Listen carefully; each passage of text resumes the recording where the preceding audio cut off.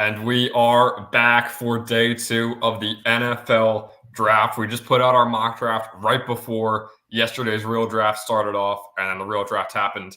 Absolute chaos, Jack. I'm sure you can agree with that. I don't think anyone expected any of the picks past Bryce Young, maybe CJ Stroud, and everything past that was just pure madness. So we got a live show going for the entire second round. It should be really fun. Steelers are on the clock right now. So, Jack, how you feeling about how yesterday went and how today might go? Well, if I'm speaking in the standpoint as a Jets fan, it's not the greatest day yesterday, but as an NFL fan, that was one of the greatest first rounds. It was just absolute mayhem. I think we expected it coming in because this class is just not up there with any of the others in the years past. So it felt like a lot of trading was going to go on, and that's what happened. A lot of mayhem. Picks were just like flying by, and I had no idea what was happening, especially because I wasn't home. I was trying to track it on my phone. So pretty mayhem. Yeah, no, it was absolutely insane. So, before the Steelers make this pick, they're still on the clock. Why don't we go over our biggest winners and losers from day one? So, Jack, who is your biggest winner from the first round of the NFL draft? I think it's got to be the reigning losing Super Bowl team, the Eagles. What a year they had last year, and they just turned this into an amazing draft. We knew they had that Saints pick coming into the draft, and they turned it amazingly. I think they traded back, or maybe they traded up as one or the other, and got Jalen Carter at 9, which is unreal. Who, to a lot of people, is the best player in the draft. It's just he had a lot of off-field controversy. That's going to happen. So if you get the best player in the draft at 9, I think that's already a huge win. And they get Nolan Smith at 31, who I believe is one of the best edges in this draft, especially when the Jets drafted Will McDonald. I'm like, why didn't we draft Nolan Smith at 15? And he drops all the way to 31. So now Eagles D-line, Nakobe Dean, Jordan Davis, the two other players I just said, all four Georgia guys. That D-line is looking amazing. Could be better than last year, which led the league in sacks. Yeah, and for me, I mean, just in terms of a team, and also just a quick shout out to the Eagles.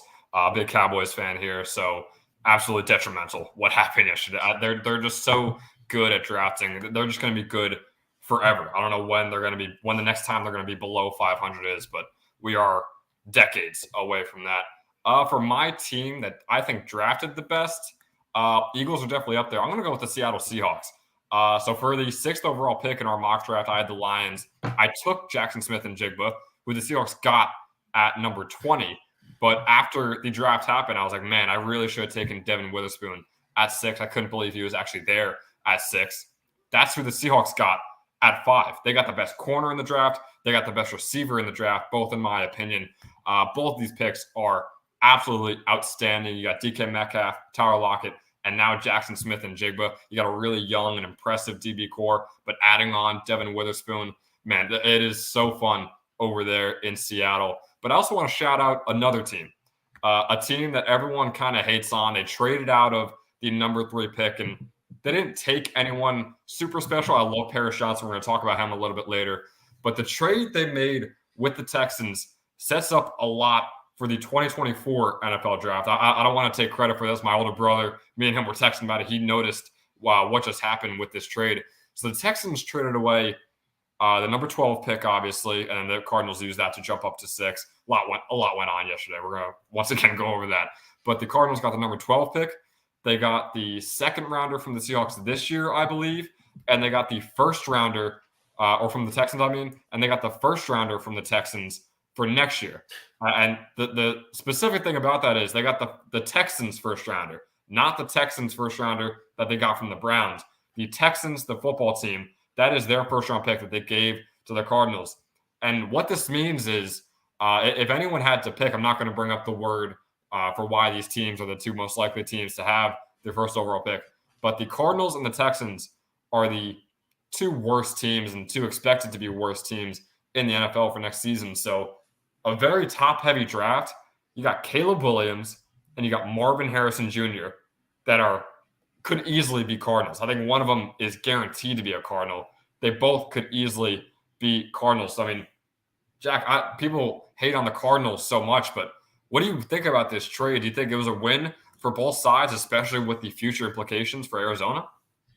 Yeah, I'll take a win for both sides, like 60-40, definitely leaning Cardinals. I like what the Texans did. I mean, they had to give up a lot, but CJ Stroud and Will Anderson is one way to start rebuilding, even though it feels like they've been rebuilding for a couple of years now. But CJ Stroud, Will Anderson, two of the best players in this draft.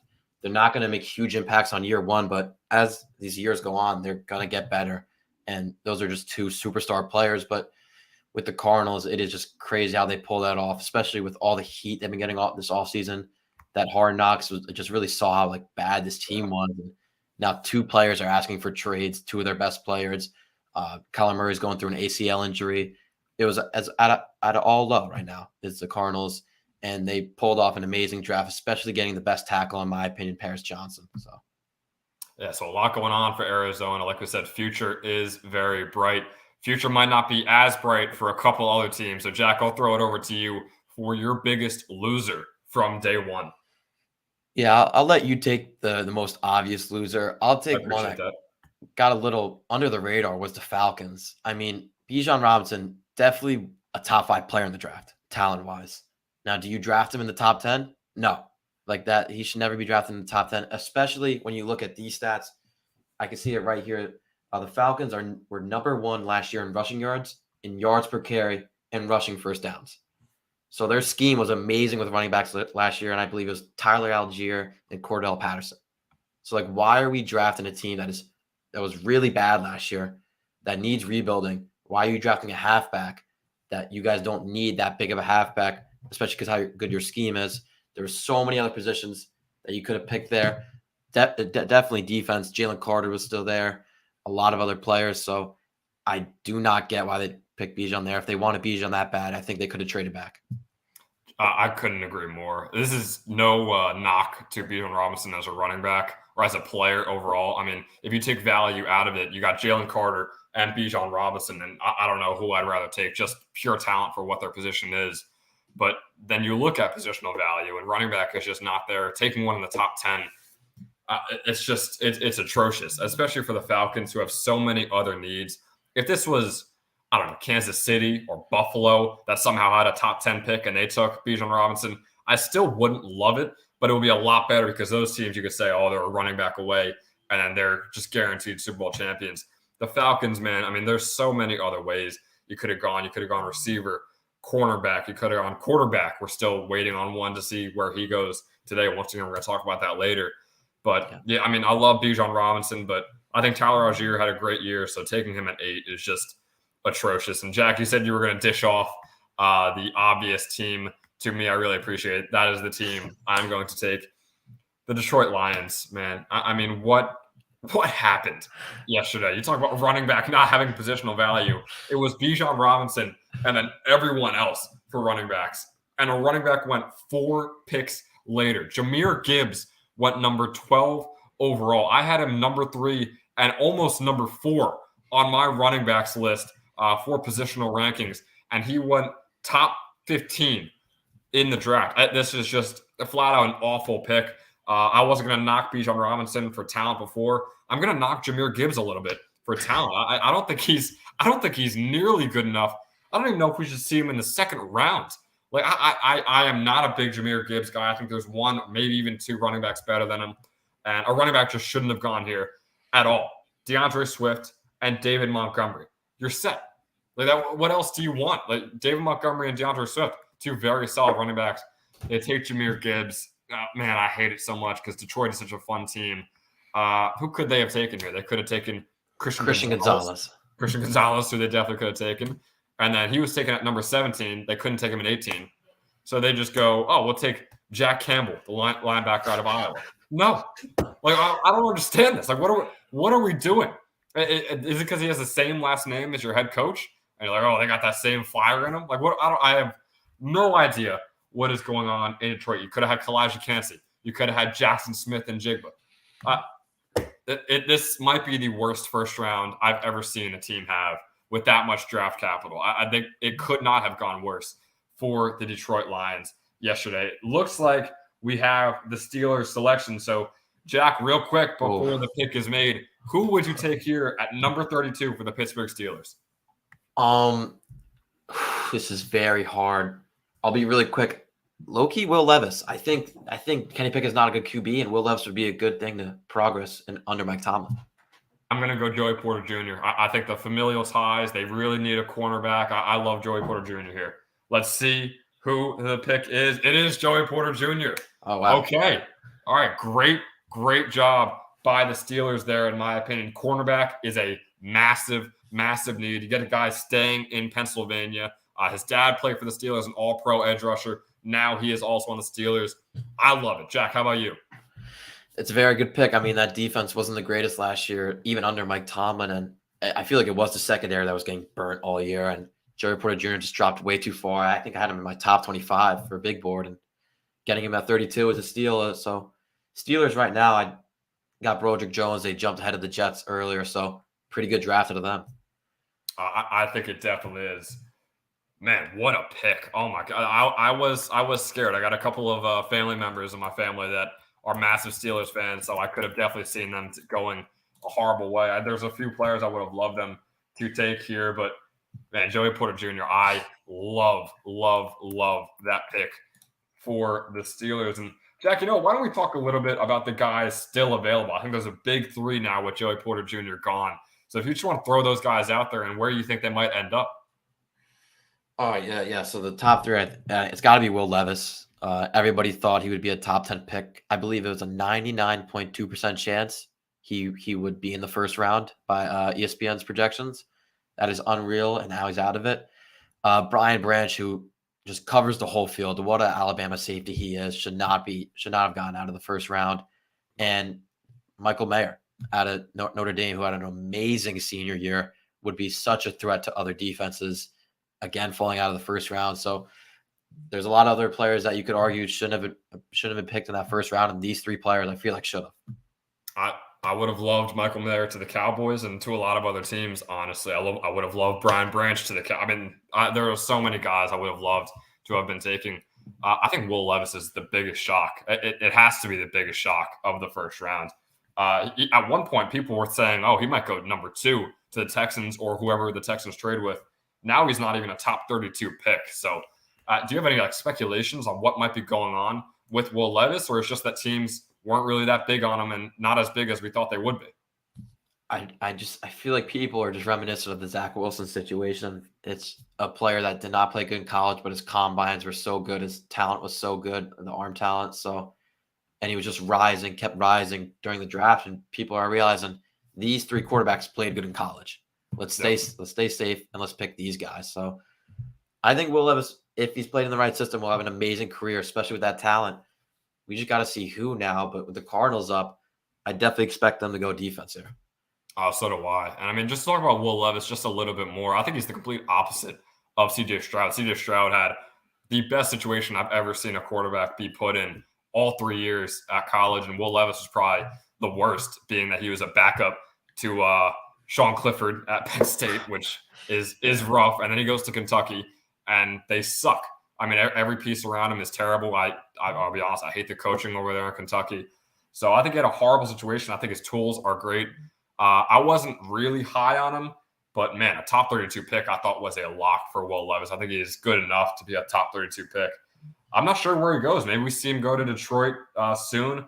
Maybe we see him go to the Rams. I was going to say the Rams is very intriguing, especially because their only QB on roster is Matt Stafford. And Matt Stafford, I feel like, has been considering retiring these past 2 seasons. He's just been getting up there in age, had a lot of concussions lately, and that's just been a huge topic in the NFL recently. Sean McVay has thought about retiring, and he's like 35 or something. So I feel like the Rams right now could just look at Will Levis and have Matthew Stafford. I don't think the Rams are going to have a chance. You want to tell everyone what just happened on our screens? Yeah, the Titans just traded for the 33 pick. That is, yeah. So I mean, this has to be Will.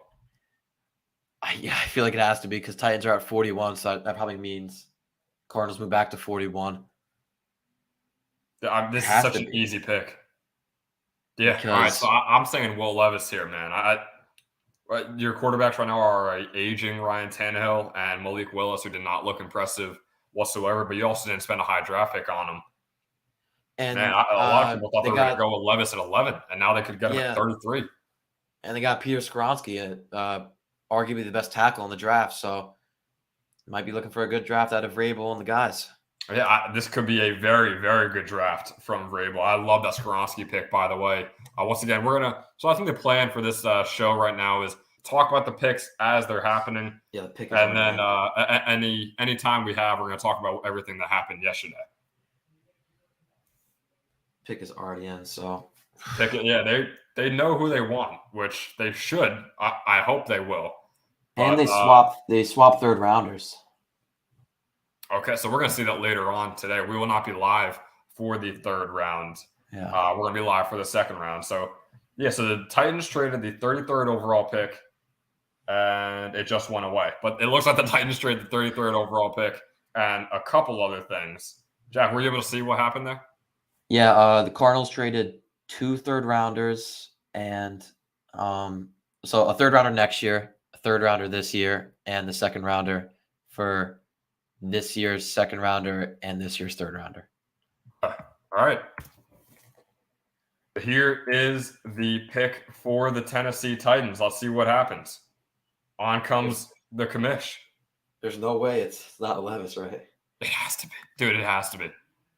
I feel so bad for him. They kept panning to him like 20 times yesterday on ESPN.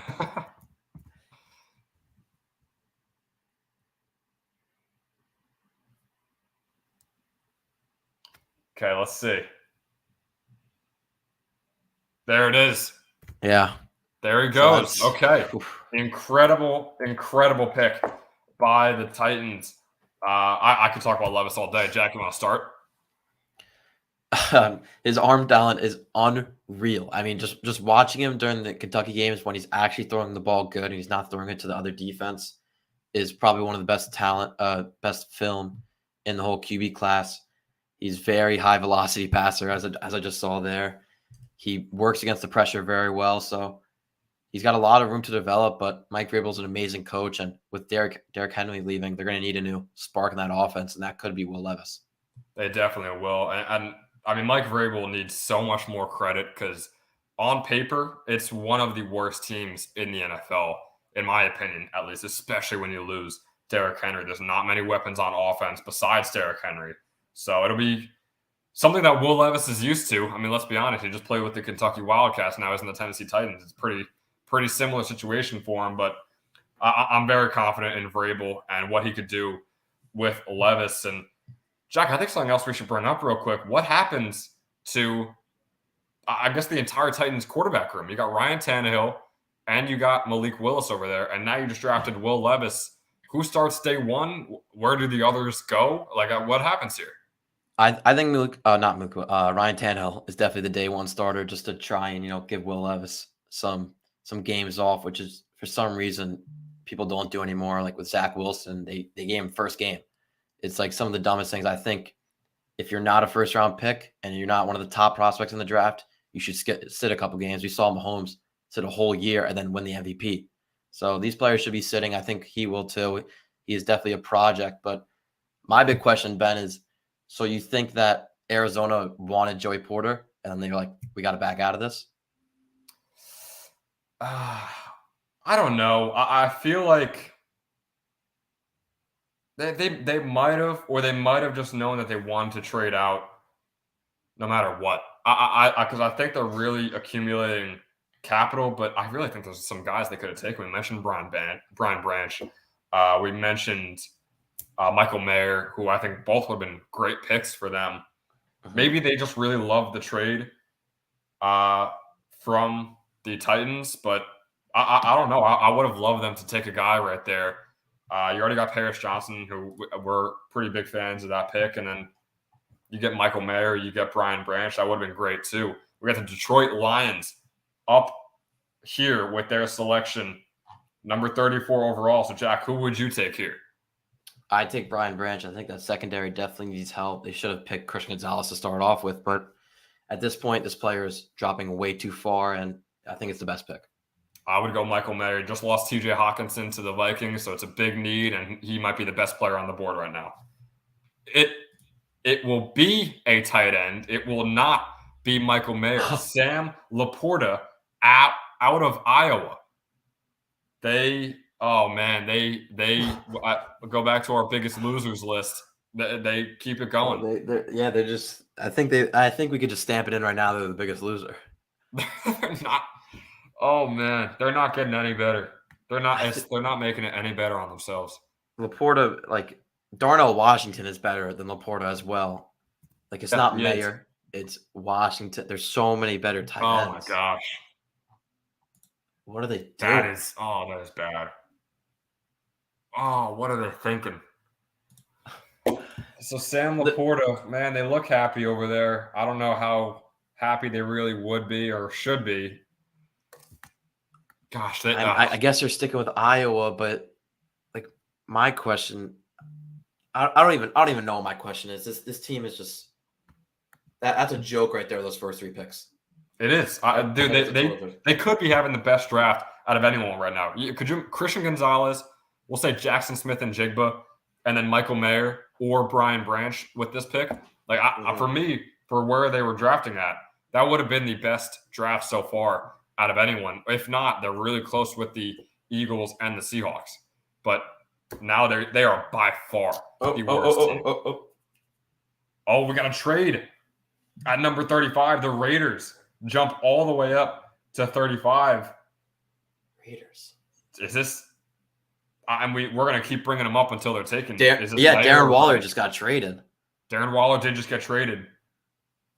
It's got to be Mayer. It has to be Michael Mayer. They're probably laughing. You remember when Jalen Reagor was taken? Yeah, Jalen Reagor. The Eagles took Jalen Reagor, and the Vikings are just laughing. They picked the best wide receiver in the league right now. It's the exact same. It's the exact same situation. Okay. Oh yeah. So I remember my question now, Ben. Why do you draft a tight end when you just drafted a first pass catch running back in Jahmyr Gibbs? He is so one-dimensional. Like we've seen his running game, it is not good at all. And you draft a pass catching running back, why do you get Sam Laporta when you already have so many receivers and Jahmyr Gibbs, and you had a top 5 offense last year, and you're not looking at the defense? Because they're not good at drafting. I don't know what else I could say. There is no reasoning why, because I think everything they're doing is just flat out wrong. Tight end, I still understand taking a tight end, but taking Laporta is just bad.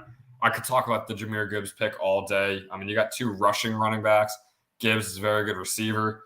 But are you going to run the John Madden offense where you got 3 running backs? I don't think we need 3 running backs on the field. Like we just talked about the least valuable position in football. I don't know if you want 3 of them out there at the same time every play, which they should with the situation they're in. They got 3 really good running backs. So what is? I don't know what the plan is now.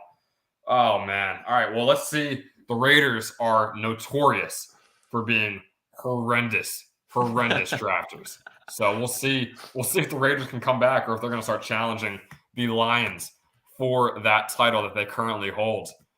But Jack, I mean, can we both agree that this is going to be or this should be Michael Mayer? Yeah. Drafted Tyree Wilson first, so I feel like you got the defense down.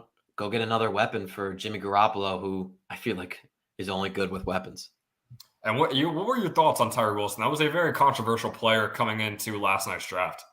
Yeah, on every big board, like credible one, he is not in the top 10. But in every mock draft, he's in the top 10. Yeah. It's such a weird dynamic.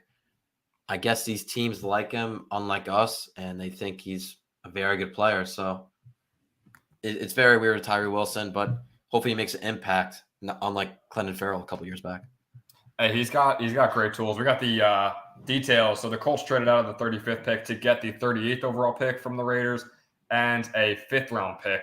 So they only moved up 3 spots. That's how much they wanted this guy and how much they thought he would be taken soon. Here is the selection. So Jack, are you going with Michael Mayer here? Yeah, I think it's Michael Mayer all in. I completely agree. So let's see what Roger Goodell has in store. All right, so with the 35th pick, here we go. There it is. Yeah. There it Great is. Pick. Great job by the Raiders there. Hey, For me, I didn't love the Tyree Wilson pick. They redeemed themselves. That so far might be the best pick of the second round. That or Joey Porter, but I really would go with this pick just because how big a need it is. I love that pick. I mean, Michael Mayer, if you want to talk a little bit about him more, I can too. I think that is an excellent, excellent draft pick from the Raiders. Yeah, I mean, his senior year just tells everything. The captain of a team whose quarterback is not that good, I believe, just transferred out. And he is very big tight end, very good blocker, catches everything. His route running is unreal. I think this is an amazing pick. He's probably better than Darren Waller. Darren Waller gets injured a lot more. Mayer, I don't think has had much injury prone. So this is a great pick for them. Also a incredible blocker. And I mean, the Raiders, not the greatest O-line, if we're being honest. So having a tight end that is that good at blocking, I think is incredible. I'll be honest, I was kind of desperate for the Cowboys to trade up and get Michael Mayer because of pretty much everyone's comparison for him, which is Jason Witten, because that's the exact kind of guy he is. He's a great blocker, and he's a very safe tight end. You're not going to throw him on streak routes. He's not going to be mossing guys like Kyle Pitts or Travis Kelce, George Kittle, but he's going to be very safe. He's always going to get you 6 or 7 yards, and maybe that's what the Raiders need. Maybe it is what the Raiders need right now. He is a big need for Las Vegas over there. So I absolutely love that pick from the Raiders. The Rams are on the clock now. I just keep looking back. It's like Sam Laporta. Like it reminds me of early in the draft when Emmanuel Forbes went first and then Christian Gonzalez. Yep. It's like exactly. I mean, Sam Laporta is. It was almost immediate. Hey, we think that was a great pick. Me and Jack agree. We have a very special guest coming on, known Jets fan, known Jets phenom. Absolutely eats up everything New York Jets. Ladies and gentlemen, Mr. Herring joining the stream here today. So, Mr. Herring, you're joining us right in the middle of the madness right now with everything going on. So, Michael Mayer going to the Las Vegas Raiders. What are your thoughts on that? Do you love the pick from the team that notoriously drafts horrendous come draft night? Well, yeah, I heard what you guys were talking about. Sorry, I'll mute my television. But I heard what you guys were talking about with the Laporta versus Michael Mayer thing. Michael Mayer is definitely better. I don't know very many metrics where you would say Laporta is a better player, but he was a guy that people seem to really like, especially heading up into the draft. So I understand that. I knew he was going to go higher than a lot of people thought. Like I had him personally because I'm a nerd and I have all this stuff ranked out. I had him personally ranked quite a bit lower than Michael Mayer, but he has size, has athleticism, and he comes from Iowa, which is always like a factory for tight ends, especially recently. But Michael Mayer is more of a complete player. So I think it's a good decision for them. Like you said, they've had a lot of issues over the years, but it's a good decision to go with a guy like that. And as much as I might not like Tyree Wilson, I think getting a Michael Mayer in a second kind of balances that out a bit. Yeah, so I mean, let's talk about that a little bit. Me and Jack talked about Tyree Wilson before and what our thoughts were on that pick. We don't think it's horrendous, but we think they could have done a lot better. And you just said that they also probably could have done a lot better. So what are your thoughts on Tyree Wilson and how high he went and where you thought he maybe should have gone? I think it's just the kind of player he is. Like you look at players that teams put a priority on early in the draft and you figure, pass rushers are always going to be a high priority. It's like what? Guy who throws the ball, guy who rushes, guy who attacks the guy that throws the ball, guy that protects the guy that throws the ball, guy that catches the ball. It goes like in order but it goes like from the guy that throws the ball and then exponentially out from there. And Tyree Wilson is a nice player, but he's not like an elite pass rusher. He's more in the mold of like a Trayvon Walker from last year, a guy that has some physical ability, but he relies on his strength, not on twitchiness or bend or any of that stuff that you would normally associate with, a high-end top 10 pick edge player. So because of that, he goes in the top 10 and you're gonna say what? Go get me. You're not going to say, go get me 15 sacks, Tyree Wilson. You're going to say, if you can get 10, great. And, hold the edge and do all that other kind of stuff so I'm okay with the player. It's just that you put him in the top 10 and you're probably going to hope for things that he can't do and not like, oh, well, as he develops, like, no, I don't think he'll ever be that guy, which is fine as like a tool on a team. But when you put that kind of value into it, you say, I want to spend a top 10 pick on it, then the conversation changes. And I don't know if that's the kind of guy I would ever just like I wouldn't have taken Trayvon Walker number 1, despite all the physical traits. I wouldn't have taken Tyree Wilson in the top 10. I think that's a great comparison too. I think Tyree Wilson and Trayvon Walker really is solid. Just because, I mean, yeah, all the tools are there, but how good really are they at football? I mean, if we're just being honest. So we got the Rams up right now. They're going to have to make these day 2 and day 3 picks really, really count over the next seemingly 10 years because of that Matthew Stafford trade. So real quick before it's announced, Jack, who would you take here? I'd take Osiris Torrance, definitely the best guard in the draft, and their only good lineman is Rob Havenstein. I think they should start building it up now. I would definitely go Brian Branch. Mr. Herring, how about you? I mean, if you're looking for an offensive lineman, Torrance is good. There's a lot of good tackles left too. I'll tell you now. Here you go. Steve Avila is a very good player.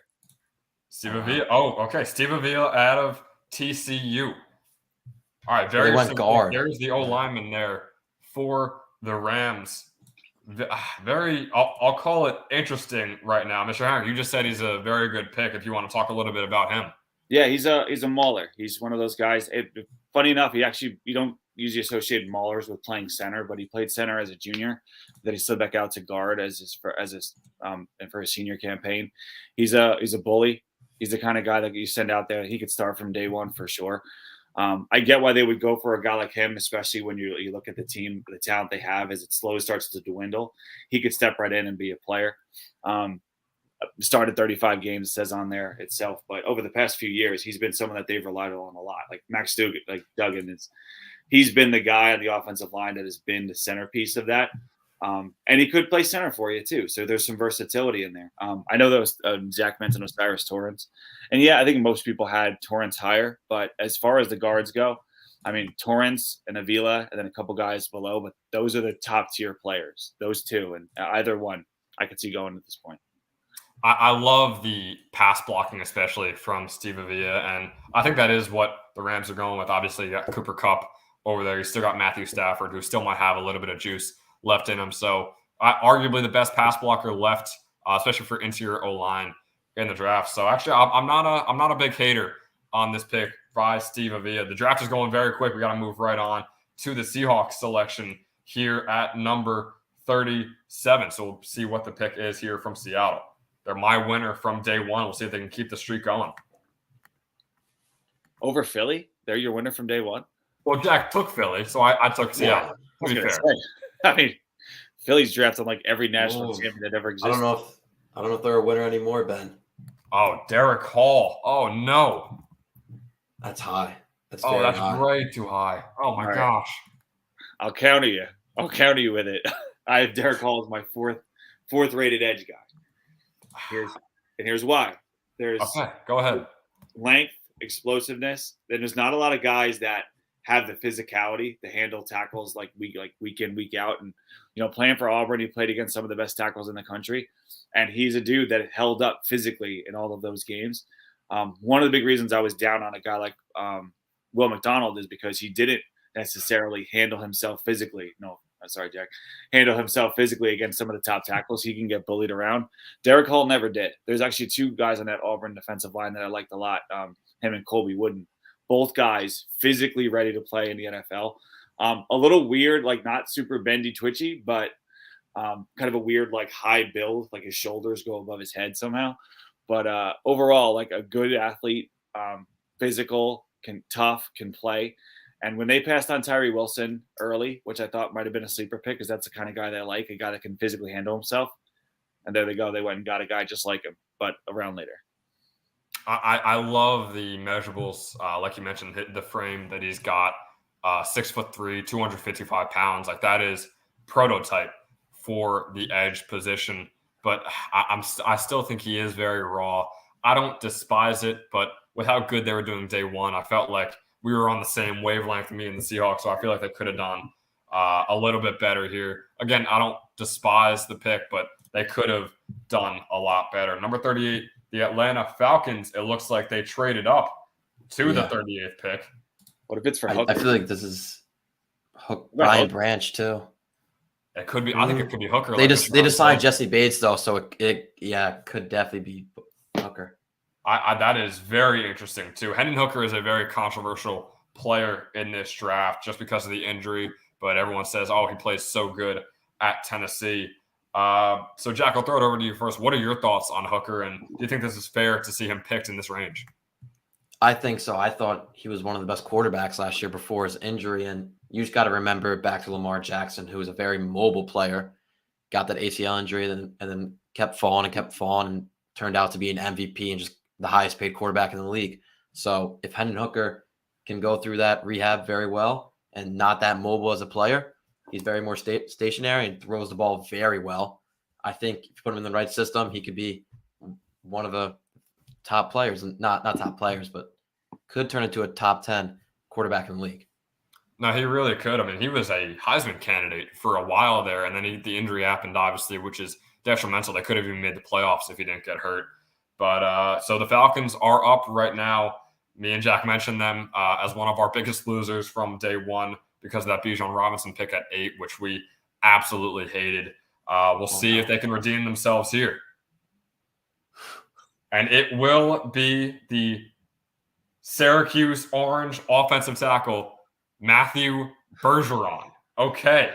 Whoa. I don't know if trading up for him is that necessary. I'll be honest. I mean, he's the top tackle that most people are on most people's boards at this point. So someone was going to take him here, especially leading up to the Jets pick. Like someone was going to draft him in this range before 43. So, and they were sitting at what, 44? So, 44. Yeah. So they had to get it up in front of 43 for sure. And I know that the Packers were talking tackle at 42. So they had to move up if they wanted to get Bergeron for sure. And you said Bergeron was the top tackle on most people's boards. I would probably agree, but Bergeron, was he the top tackle on your board or a little further down? No, I liked him. I didn't think of him as being like when I look at tackles, it's like, can he play, first is, can he play left tackle? Is he a good pass blocker? Is he good run? Kind of go down the list of it. Pretty good pass protection. I thought he got bullied a little bit against some top edges, like when he played Clemson. Myles Murphy, who's like super talent, but kind of like, stop and start, hot and cold. When Myles Murphy was playing hot, he was bullying Bergeron, which you never like to see for a guy, which is why I think he didn't go in the first round, because he did have that happen to him. He was my third tackle left personally. DeJuan Jones from Ohio State is like a pure right tackle. Yeah. I think he's a better overall player. And obviously more able to start right away. And a guy I really like that other people kind of cold on was Tyler Steen from Alabama, who's been starting college football for like 17 years. More versatile, can play right, can play left, can play guard. That's who I personally am hoping the Jets get at 43. But I think DeJuan Jones will go here soon too, because I think that you can plug and play a right tackle. Someone will want him. I definitely think so too. And I'm about to do something that is unheard of. I'm about to use a baseball reference on a football show. Ben Chadwick is about to use a baseball reference on a football show. No, he's like a switch hitter.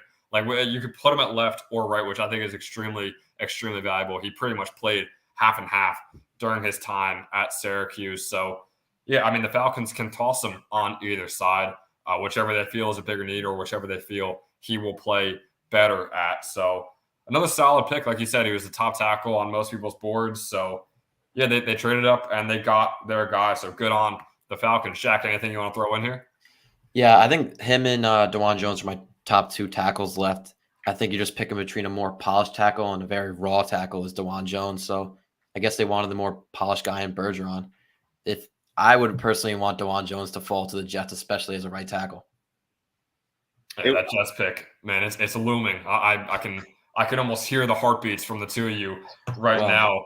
But at the moment, the number 39 pick in the draft belongs to the Carolina Panthers. We'll use this time real quick just to talk about, obviously, they started us off last night with that Bryce Young pick. So I'm pretty sure me and Jack agree. Mr. Herring, are you behind us and the Panthers saying that Bryce Young was the perfect fit and should have gone number 1 to Carolina?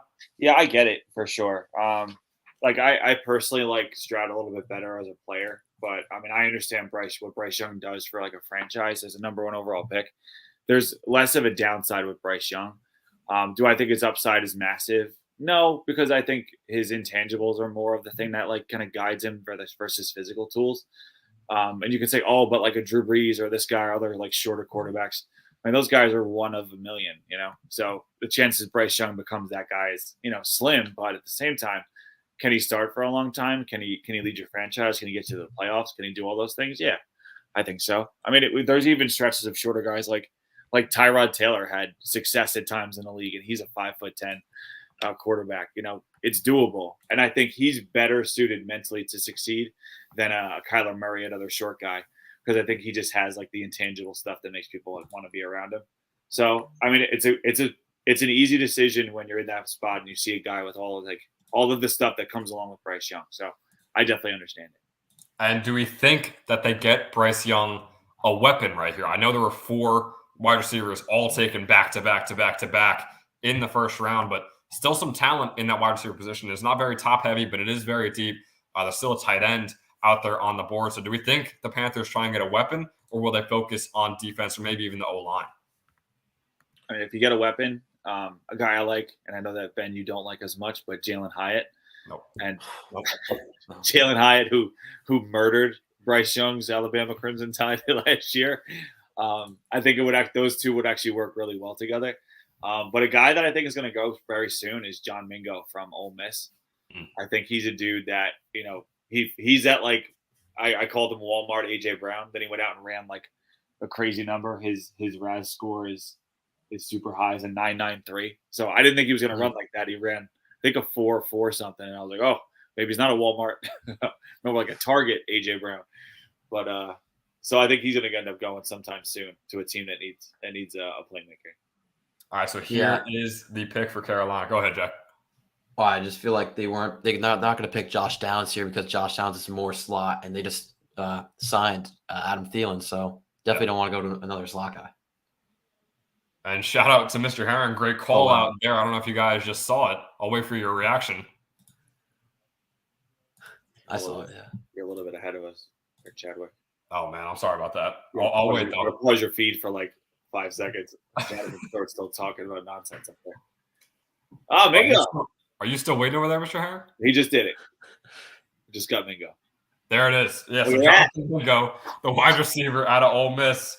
I love it. I think it is a really, really solid pick. Do I think there are better receivers out there? Yes. Do I love the fit, though? I really do. I love Jonathan Mingo out of Ole Miss. Better receivers right now, you think? What'd you say? There's better receivers like available now, you think? I think Josh Downs and Tank Dell, I would both rather Tank Dell is at this moment. Josh Downs kind of stinks. I also think Jalen Hyatt kind of stinks, so we'll give it take there. Ole Miss receivers. I mean, we've seen it in the past. AJ Brown, a lot. DK Metcalf, not really Elijah Moore, but they've been producing some very good receivers. No, they definitely have been. So, Mr. Herring, you brought up Jonathan Mingo before. What do you see the fit here?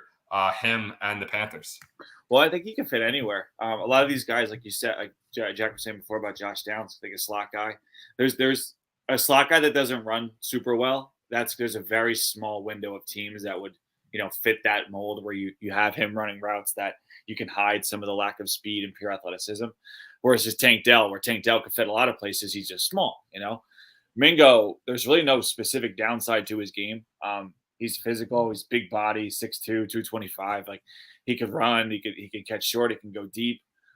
Maybe hands at times were kind of a question, but not to the point where it's that's the only reason I think he's in the second round and not the first round, because physically he has everything you'd want. And if you're going to draft the quarterback number 1, you want to get a guy that can do pretty much anything, and you can kind of move around and grow with the quarterback into a role. I think he does that really well. A guy that he kind of reminds me of is that ability to do a bunch of different routes and, big body type, but could also do slot stuff would be like a Michael Thomas. Potentially, like, a guy that can go out there and catch 80, 90 balls in a season, and whether it's slants or run and goes or, just do whatever he can to move the chains and put some numbers up. I think he'll be very good there. Yeah, I'll be honest. I kind of expected Mingo to go a little bit later in this draft. But like I said, I think it is a solid fit over there for Bryce Young. I think he really improved as a route runner on Ole Miss. I love him when he's going against man coverage. Obviously, like with the route runner thing, I think that's really where he shines. But I'm still a little torn on this pick. I love that they got a weapon for Bryce Young, so I'm not mad at all at the pick. I don't hate it in any sort of way. But I feel like there were better options, maybe even Darnell Washington grabbing a tight end for Bryce Young. And obviously I mentioned those 2 receivers before. But, yeah, I think it's a solid pick. Jack, any thoughts on Jonathan Mingo here to Carolina? I think helping out Bryce Young is the best thing you can do, especially with all the pressure he has on him, being the smallest QB coming in to the NFL and the first pick. So Thielen and him are going to be very good. I'm forgetting the other receiver right now, but they're going to have a very good weapon out there, especially losing DJ Moore recently. So the New Orleans Saints at the 40th overall pick are up here. Brian Branch and O'Cyrus Torrence, two guys that we really thought would go soon, still on the board. Wonder if one of them goes here. We'll have to find out. And since I am ahead of you guys, real quick, Jack, who would you take here? Outside of Cameron Jordan, their D-line is horrendous. BJ Ojolari or Felix Azuma, I think, would be a pick here. Mr. Hang? There's a defensive lineman I really like, Tommy Adebawore from Northwestern, who fits that like Cam Jordan kind of mold. So if you're looking for a guy to take over for him in a couple of years, I think he would fit really well. I would love that pick too. I think he is very underrated in this draft. I think he could honestly fall out of today's draft. I got the pick, so once again, I'll wait on you guys to see what you think. Oh, wow. You got to do the pause, the TV pause for like 5 seconds, Shower. I don't know if it's – oh, there it is. All right. 3, 4, 5. We'll go 7, 8. Oh, Foster. Actually, wait. All right, I just got Foster. All right, I just got it. There we go. No, I'm very behind. I like Isaiah Foskey a lot. So do I. I think this is a great pick. We were just talking about edge. We were just talking about D-line and how much of a need that is. And I think Isaiah Foskey is kind of perfect for that. He's super, super quick. He's got good size. Once again, there's a lot of that in this draft. And he's just also he's very good at containing the quarterback. I feel like he's very smart. The football IQ off the edge is off the charts. So I think this is a great pick for the Saints here. And also, Go ahead, Jack. I don't see much weakness in his game. He's very average or above average in all sides of his game. So solid pick out of the Saints, who are having an okay draft. He killed Paris Johnson. Killed Paris Johnson in the Ohio State game.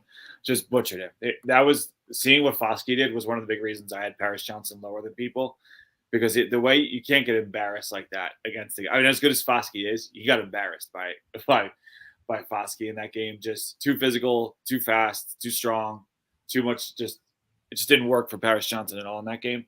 And then he also had a good game against Bergeron when he played him. So I think Foskey was going to be a guy that, because all physical tools ready to play, was going to work out. And then he went out at the combine and did way better than anyone would have expected. And I think he broke 9 in the RAS score too. Yeah. So little things like that, just building up. I actually had a late first round grade on him, because I thought he might sneak in there. He was my 5th rated edge, just because I thought there's really no downside to getting him, and a playoff team is going to get him, plug him in, start him, and just run, and you're good to go. And I think the Saints are potentially able to be a really good team next year if things all click for him. So, or good relative to the NFC South. Yeah. But I think he could go out there and be a starter and be very happy with him right now. I think the one knock I could really have on Foskey, and I'm sure other people are going to bring up, is you mentioned how he played against Paris Johnson. That's kind of how he played, not every game in the 2021 season, but a lot of those games. I think he was much, much better in that 2021 season. And, now this past season, he played well, but not nearly as well as 2021. So it could raise some questions, why is he almost getting worse as time goes on? But there could be underlying injuries that we don't hear of. But that would be my one question, is why are things going down, especially in college, when hopefully the trajectory for most prospects is supposed to be starting from here up, drafted to the NFL. So that kind of would be my one thing with Foskey. But, man, everything else I love about him, and I love this pick to the New Orleans Saints. Once again, not the greatest drafters in the NFL, but pretty solid start so far, especially with Brian Bresee yesterday, who I really love. It was a swing. It was really a swing. It could be a strikeout. It could be a home run. Another baseball reference. This is absolutely insanity right now. But no, I love that Brian Bresee pick. So if you guys want to talk about Brian Bresee last night as well, Jack. I'm not a big fan on those two, Clemson. Just watching their film, it's not that intriguing to me, especially with the injuries to them too. They both were very injured during their college career, and I just don't think they're that polished enough to be going this high in the first round where they went. So I'm not a big fan of those Clemson edges. I think there was a lot other better ones on the board. Mr. Aaron, any thoughts on Brian Bresee, especially going late in the first round yesterday? Yeah, I'm okay with where he went. Like Jack, I wasn't, watching Clemson. You'd figure those two guys, as highly touted as they are, both of them like super elite prospects, they would be recruits coming into Clemson. They'd pop more and just show more on a consistent play-to-play basis, and they really didn't. But when they were both on, when either guy was on, they were tremendous. They were top 10 players. It's just that they weren't on as much as you'd like. And, with that kind of setup they had going, I mean, I understand late first round. Hopefully you find whatever you need to tap into their ability and they become elite players. But at the same time, being a late first round pick, I think it's worth the risk. And I mean, shout out to Will Levis. I think Brian Bresee, in terms of situation, was kind of similar to Will Levis at Clemson. Not that the Clemson defense was terrible, but just the situation he had going on. So he tore his ACL as a sophomore, and then he was injured last year as well as a junior. He had some very unfortunate family matters as well, which can't be any good for mentally, just as a person as well. But I mean, he was the number one recruit coming out of high school. So I think the potential is still there. I know recruiting isn't as highly touted as it might be like for the NBA draft, but I still think it really does mean something. So I love the Brian Bresee pick late in the first round for the Saints. Arizona Cardinals are up right now. We'll see if they can continue a pretty hot streak that they've got going on right now. You guys fans of their uniform update? No, it's just bland.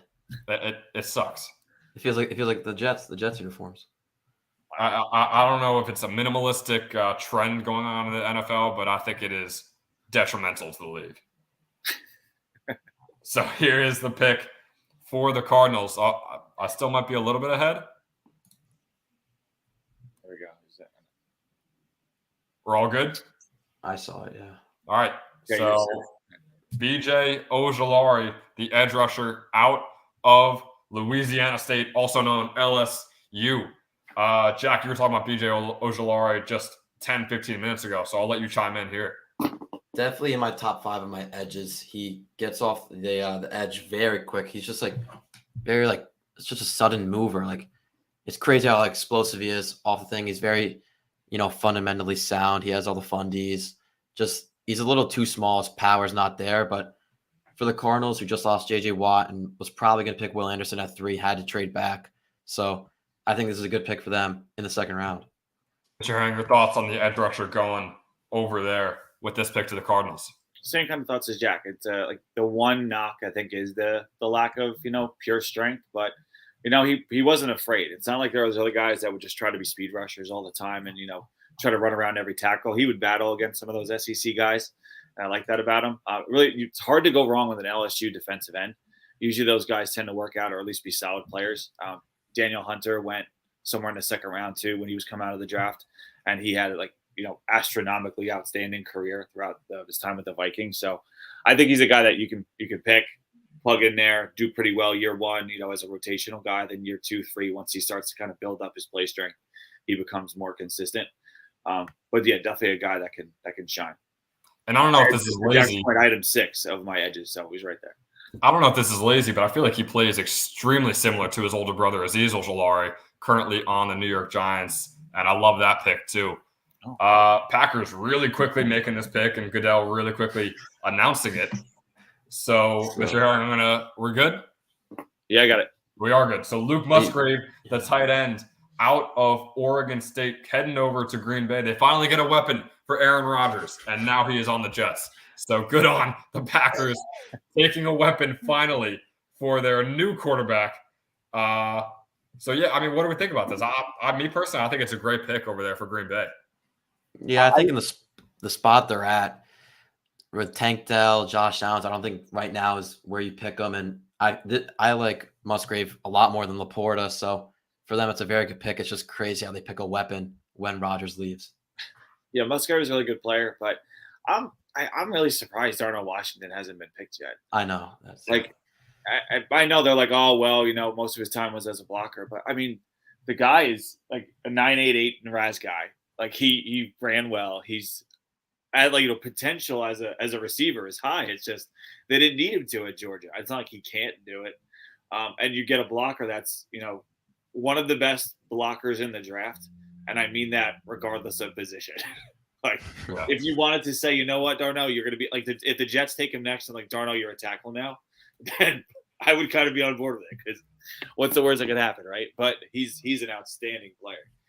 And speaking of the Jets, I will now be shutting up for the next 2 or 3 minutes just because I know we probably have the two biggest Jets fans in New Jersey right now on this show. So I'll let you guys take it away for what you want to hear, what you think about the pick after it happens. So Jack, I guess I'll send it over to you. Oh, this is hard. I feel like if you're gonna go with defense, you just gotta go Brian Branch, especially with our safety play last year wasn't the greatest. But if you're not gonna do that, you gotta go offensive line. They just re-signed Connor McGovern, so I don't think it's gonna be John Michael Schmitz. It'll probably be DeJuan Jones. I think that's what's gonna happen if they're going tackle. I think tackle or guard is the pick. If they go or center, obviously potentially, but McGovern is a 1-year deal. So if they went with like Joe Tippmann from Wisconsin, he's a guy that can play guard or center. Big dude. He could be a maybe guard swing player for year one and then step in because the swing guys we signed or the interior are all terrible. He could be a nice swing player for you inside. I like Tyler Steen outside of tackle if they went him, but DeJuan Jones I would understand. I wanted Darnell Wright for that same reason, like get a right tackle, plug him in there, then worry about left tackle. I would have guessed maybe defensive tackle like Keanu Benton if they did not take Will McDonald in the first. That's a sweet hat. I don't know if you guys can see that hat, but I don't know. I don't think they'd go Brian Branch as versatile as he is, because I think he's more slot than pure safety. But I guess we'll see.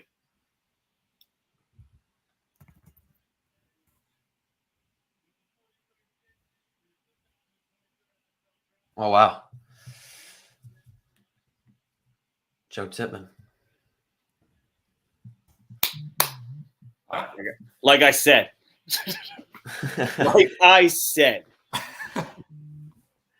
No. Me personally, I like John Michael Schmitz. Yeah. Not a good amount better. I just think he was just so good in college and it would transfer so well. But I gotta trust in Joe Douglas and his offensive line ways. He never really picked some bad except for Mekhi Becton up to now. So I'm gonna trust him on this one. Not the Will McDonald pick though. No, I actually had Tippmann ahead of John Michael Schmitz, or Schmitz ahead of Tippmann in my pure rankings. But for fit for the Jets, Tippmann younger, has the guard potential as a year one guy, could play over there, and it does open up the door for some things. It opens up potentially the AVT to tackle as a solid piece for the future, and then maybe Tippmann plays guard for the Jets and kind of see how developed he is. Because if he comes in and he's ready to play right away, you either are going to bench Laken Tomlinson, not going to bench McGovern because he was way better than Laken Tomlinson last year, or you're going to start Tippmann, kick AVT out to right tackle, and just see what happens with Dwayne Brown and Mekhi Becton. So if you don't like the tackle group, which they obviously did not like, I think it's a great option. And he's arguably the best interior lineman in the draft. Arguably. So I'll chime in real quick just about this pick. I'm going to bring up PFF honestly because I think offensive linemen, if you want to look at how good they play in college, I don't know if there's anywhere else. I know, yeah, it's a terrible company. Shout out to Max Chadwick. No, but I think I think I'm just reading off my computer right now. So from weeks 8 through 13, also the last 5 games he ever played in college were all against really good Power 5 teams, at least. He played Purdue, Maryland, Iowa, Nebraska, and Minnesota. And those were all 5 of his highest graded games of the season. At the end of the season, against arguably the 5 best teams he played this season. So I think that is really, really impressive to see him really come into his own near the end of the season. And it's not like it's against no-name teams. I mean, there are some legit teams, especially Iowa, who almost outscored their own offense with that defense they had last year. So I think that's a great pick for the Jets. I mean, you guys don't have many needs. Center might have been the only one, and I think you just filled it. Yeah, and they did re-sign McGovern for the year, but I think a lot of it was like a very low money deal. Less money even made last year. I think getting a guy like that is something that they would have drafted, whether they obviously re-signed him or not, but with the expectations of being a pretty quick player. But, depth for the interior of the line is great. Still wondering about tackle, but I guess we'll see how it goes. But, I mean, I love the player. All right, so draft next. capital to get into, I don't think Joe Douglas is going to trade up into the draft. We don't have that much draft capital right now. The only thing I could think of would be if they try to flip Bryce Huff or someone for a pick. Maybe But I would trade I a would Huff need and a fifth to try to get back in the third or something. All right, next pick we got here, the Indianapolis Colts with the 44th overall pick took Anthony Richardson, which I personally really, really like for the Colts, but they got some potential to take a guy here. Maybe you get another weapon like the Panthers just did for Bryce Young, or maybe you focus on defense, maybe you focus on the O-line.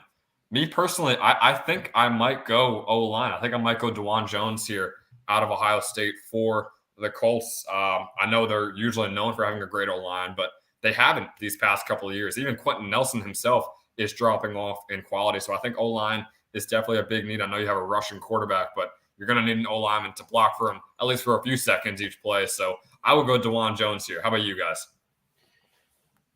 Kind of feels like a random cornerback spot, like a just arbitrary corner. Yeah. So I'm going to go with Darius Rush from South Carolina. Just a totally random cornerback selection. Jack, how about you before the pick is made? Yeah, I like the tackle. Bernard Ryman is their left tackle right now. Definitely not good. And Quentin Nelson was very bad last year, which is unusual of him. So yeah. I think tackle's the way, especially, trying to cover for Anthony Richardson. All right, so the Colts are up. Maybe we see Brian Branch. I don't know if it's a big need for them, but it's possible. Great shout out by Mr. Herring once again. I'll wait for your reaction. Wait, who is it? Yeah, I told you. Random corner. I knew it. Random quarterback spot. The second round is the home of the random cornerback selection. So once you get in the second round, rankings don't matter. 40 times don't matter. It's just arbitrary cornerbacks get picked. So I felt it. I don't know how big of a fan I am of this pick, honestly. I think I could count on at least both of my hands the amount of cornerbacks I would have rather had than Julius Brents right here for the Colts. I don't know if you guys feel any differently, but me personally, I'm not a big fan of Brents out of Kansas State. Oh, no. The losers just traded. Oh, no. Oh, my goodness. You need another running back, I think. Here. Why do they keep coming back? Oh, it's actually the Loser Lions. That's their new name. Real quick. I hate it, too, because they're such a likable team. Top 45, right? What'd you say, sure? This would be their fourth pick in the top 45. And they've botched all three so far. So the Jets last year had 4 picks in the top 30, 35 or whatever it was. And they ended up with the offensive rookie of the year, defensive rookie of the year, the guy that would have been offensive rookie of the year if he didn't get hurt in Breece Hall. The Lions did it, and they may end up with 2 guys that won't even be on the team next year. They just got rid of a guy who they took number 2 overall, Jeff Okudah. He just got cut from the or not cut. He got traded for a 7th round pick, I believe. So not great at taking high round picks. I'm excited, but I'm also terrified for the pick here because I feel like they are arguably the most likable team in the NFL. So to see them absolutely ruin this draft right now is a tough watch. I'm not going to lie, but I guess if we could somehow put ourselves in that Detroit front office, Jack, I'll ask you first. Who would you go with here for the Lions to try and salvage what is left of any draft hopes? I feel like the fan base is so mad at you for those first 3 picks that you just got to be safe. Everybody knows Brian Branch is probably still the best available player left, and their safety play is not good, especially after trading Jeff Okudah, who's a cornerback, but still that makes their secondary horrible. So I think it's got to be Brian Branch right here. No, it's going to be a defensive lineman, I think. It's going to be a defensive tackle, a big body nose that won't make it either. I'm going to get Benton or Siaki Ika from Baylor. That is a Dan Campbell pick right there. That's all I'm doing. That's a football guy right there that Dan Campbell wants on his team. That's exactly what's going on. Siaki Ika is a guy that Dan Campbell, I'm sure, would just watch film of all day and all night long. Just find him in the building 3 o'clock in the morning watching Siaki Ika tape. I'm very intrigued. I hope they pick Brian Branch here. I do not expect them to at all because I don't know what is going through their heads right now. I don't know what is in the air over there in Detroit in that front office. I think Branch is by far the best player on the board, but I guess we will see. Pick is still all right. We're still waiting for the pick here. The thing with Branch is that as good as he was as a player, there's no real obvious fit because he's not a free safety, really. Even though like he physically profiles as a free safety, like body type wise, he's not really a strong safety because he's inconsistent as a tackler. He's best as a nickel player, but how many teams are going to draft a nickel player?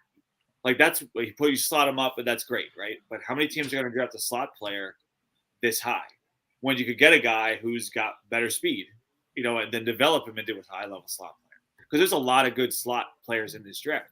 Like Jotavius Quan Martin from Illinois is probably better there. It's just Branch has versatility. But if your versatility means you're an okay safety or a really good slot, I'd rather get a great slot, I also think, and this is the safety coming out in him. First of all, I'm going to disagree with you. I think he is a very good tackler. I know you said he's inconsistent, which, it may be true, but I think he is very good overall at tackling.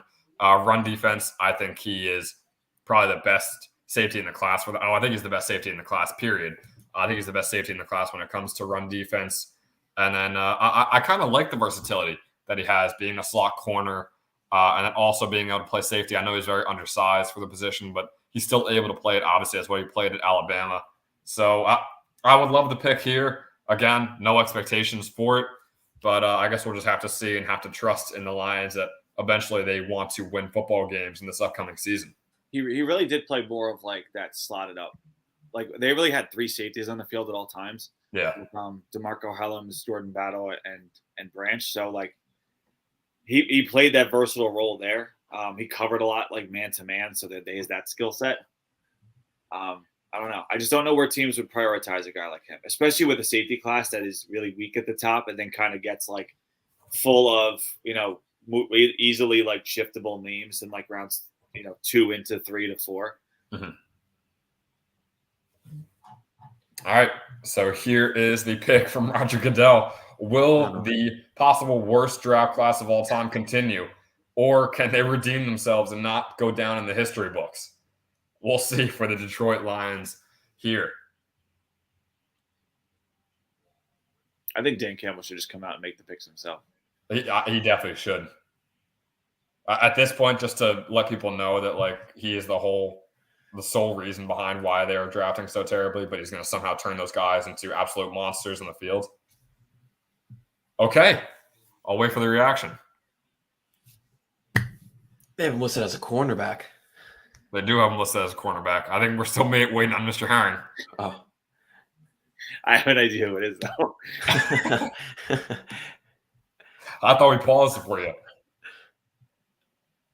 Okay. Oh, he's there? Oh, that's embarrassing. Yeah, that is rough to be there for the second round. Will Levis left. He is still there, which, I mean, he should have been a top 25 pick in my opinion. So it's justified that he went there yesterday.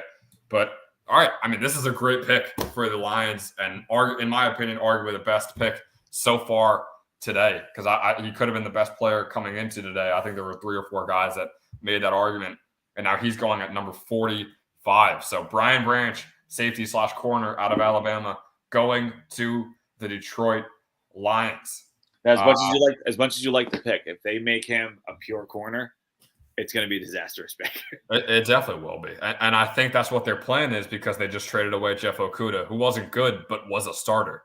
So that is, I am worried about that. But their safeties also suck. So maybe we'll see. He's a great player nonetheless. 6'5" Raz, 6.5. All right. Well, let's calm down with that. He's a great tackler, great run defense. It's not what you're looking for. We're watching it right here. That's what I'm saying. The run support and a great tackler. They're just copying. I'm pretty sure they're watching the show right now and just putting up graphics for what we're saying. Yeah, great tackler, great run defense. He's great in coverage. I don't care how athletic he is. If he doesn't let the receiver catch the ball, it's still athletic enough for me. I love this Brian Branch pick so much. I think this is an excellent pick for Detroit. I mean, yeah, we said he's undersized, but my gosh, this is an awesome pick. Well, I think that if they try to, I mean, he's not the same guy as Minka, even though he played the same position for Alabama. If they could just find a way to like let him utilize his skills all over the field and like use him more as like defensive weapon and like in the defensive backfield, that's probably the best bet. Oh, Dan Campbell's getting on the phone. He 100% already has a nickname for Brian Branch that Brian Branch doesn't know about. He just used it around the facility. Now he's just throwing it at Brian Branch. Oh my gosh, that is the most accurate comment I've ever heard too. Wait, who's he talking to? Branch is at the draft. Who's Dan Campbell on the phone? They're making another trade. They want to get back in the top 50. They're moving up to 47 to take another running back. It's Siaki Ika. They got to let people know, they're like, hey, we made one good pick, but we're still the Detroit Lions. We're still here. I think that does it for players dropping out of the first round, right? I would say so. Maybe O'Cyrus Torrence, maybe DeJuan Jones. Maybe, but I think I'm happy that all of the guys I believe should have gone in the first round have gone so far up to this point. Mr. Young, any guys you think should have gone in the first round that are still available on the board right now? I thought Darnell Washington would have been a great spot for a playoff team. He's the name that's kind of floating out there. O'Cyrus Torrence, arguably first round pick. And I do think Tommy Adebawore would have been a good first round option for somebody. Just because I think I like his skill set. And at corner, Cam Smith is the only other corner that I thought potentially first round player. All right, so New England Patriots are up. There are still some very good names out there that are available. So I wonder where they go here. Very great. I mean, an awesome pick with Christian Gonzalez in the first round, going number 17. Me and Jack love that pick. Me and Jack very similar so far on what we like in this draft. Mr. Ryan, were you a big Christian Gonzalez fan, at least as being a top 2 corner? Yeah, I thought he was the best corner, honestly. I mean, it was real tight with Witherspoon. I thought Witherspoon, like the attitude, the physicality, like especially coming off a year where Sauce won Defensive Rookie of the Year, like you knew that teams were going to look for guys with that same kind of swagger, and I think he had it. Whereas Gonzalez is more of like a reserve player, more technical. Whereas Witherspoon is like that, more big play, physical, get in your face, be aggressive. The way they let Sauce play this year, which was like he's a handsy corner. The way they let him play, I think, made Witherspoon rise on people's boards because if he could be that same kind of attitude and personality, they might give him some leeway off the jump that usually they don't give to rookie corners. So I think that might have helped him go higher. And then once he started to fall, and they just ended up falling for an extra 10 picks. I think corners are the players that should be the most cocky on the field because, I mean, you have to get in the head of the guy you're going up against. You're just standing right in front of him on that line of scrimmage. So I think that is a great characteristic to have. And, yeah, Devin Witherspoon definitely has it. Okay. All right. There's the Patriots pick. We'll wait a little bit. We might have to pause again. I opened up the draft tracker, so I see who they got. So I don't have to wait for it. Yeah, I'm fine with it as the rival. I thought he was I think he played 6 years in college. He is. He's been playing. He was at like where Old Dominion or something first, right? He was a tight end at Old Dominion, actually. Yeah. So and he was injured a lot. Just so I don't know if we said it before. Keon White, the edge out of Georgia Tech, just went here to the New England Patriots. Yeah, very up there in age. I'm 24 years old. He's pretty much an old man, elderly at this point in the NFL terms. He just played for Georgia Tech the past 2 years so far. I think he's a really solid pick. I think he's really, really athletic. I love the tools he has just in that section of the edge rusher type of guy you want. His power is great, very versatile as well. You can almost throw him anywhere on the defensive line, D tackle, edge, wherever you want to throw him. So I think this is a very, very solid pick from the Patriots. They're not just taking random guys that should go in the 7th round that Bill Belichick will somehow turn into Hall of Famers. Maybe he can actually turn good prospects into Hall of Famers, which will be fun to see from the New England coaching over there. He's a good player. I think versatility is his thing. He could play inside or out. At his current weight too. Like he can kind of like John Franklin Myers of the Jets, similar kind of build and body type. He doesn't need to drop weight to play on the edge, and he doesn't need to add weight to play tackle. He's kind of in a nice sweet spot there, and good athlete. I don't see him as ever being a great player. I just don't think he has the physical attributes to be that. But solid starter for 6-7 years for sure. Okay, the next pick was just made very quickly, shooting them off here by the Washington Commanders. Jartavius Martin, the cornerback, out of Illinois. Mr. Herring, you're already shaking your head. Yes. So are you a big fan of this pick here from the Commanders? I am. I thought he was, like, in terms of pure slot players on defense, he was the best of the group. And that's, Brian Branch, the versatility puts him above. But in terms of a guy that you're drafting specifically for that role of playing in the slot, I don't think there's any guy better than him. He's physical. He can come and blitz. He can cover. He's got tremendous speed. I know he had a high RAS score after his performance at the Combine. Just a really good player. And also a guy that knows how to make the big play. And you put him in a slot, he can drop in the zone and do different things for you. So he's kind of listed by some as a safety, listed by some as a corner, but you're drafting him to play the slot. All right, moving on to pick number 48 for the Tampa Bay Buccaneers. We still got a little time to wait here for the Bucs. So, guys, there's, in my opinion, maybe the 4 best players left in the draft. Definitely 4 of the top 10 are all offensive linemen. You got O'Cyrus Torrence, DeJuan Jones, John Michael Schmitz, and then Darnell Washington, who will be an honorary O lineman. Like Mr. Herring said, might be the best pass or run blocker right now left out of all the players in the draft. So, do we think they go anytime soon? I mean, these teams, they look like they need O linemen, especially with the Bucs and the Steelers coming up. So will there be O linemen? And another question, will it be one of those O linemen I just named? There's a lot of guys that are still out there. I think it may be the point where, like, you're looking for guys whose scheme fits. Because, like, you could draft Torrance here, but if you like O'Cyrus Torrence that much, you probably would have taken him earlier or traded up for him. So there must not be, like, a big desire for him for some reason. I think he's a very good player. But there must be something out there that's causing him to fall. So now we're in, like, the why is nobody drafting this guy? Did we miss something portion of the evening? So I don't know. I think you're going to see more receivers go soon. I think this receiver class is better than people gave it credit for. I think you're going to see another mini run here once we get later on, like the Giants and a bunch of other teams that missed out after that 4 receiver run in the first round. Here is the pick from the Bucs. You go Schmitz for no real reason. Okay, Cody Mauch out of North Dakota State.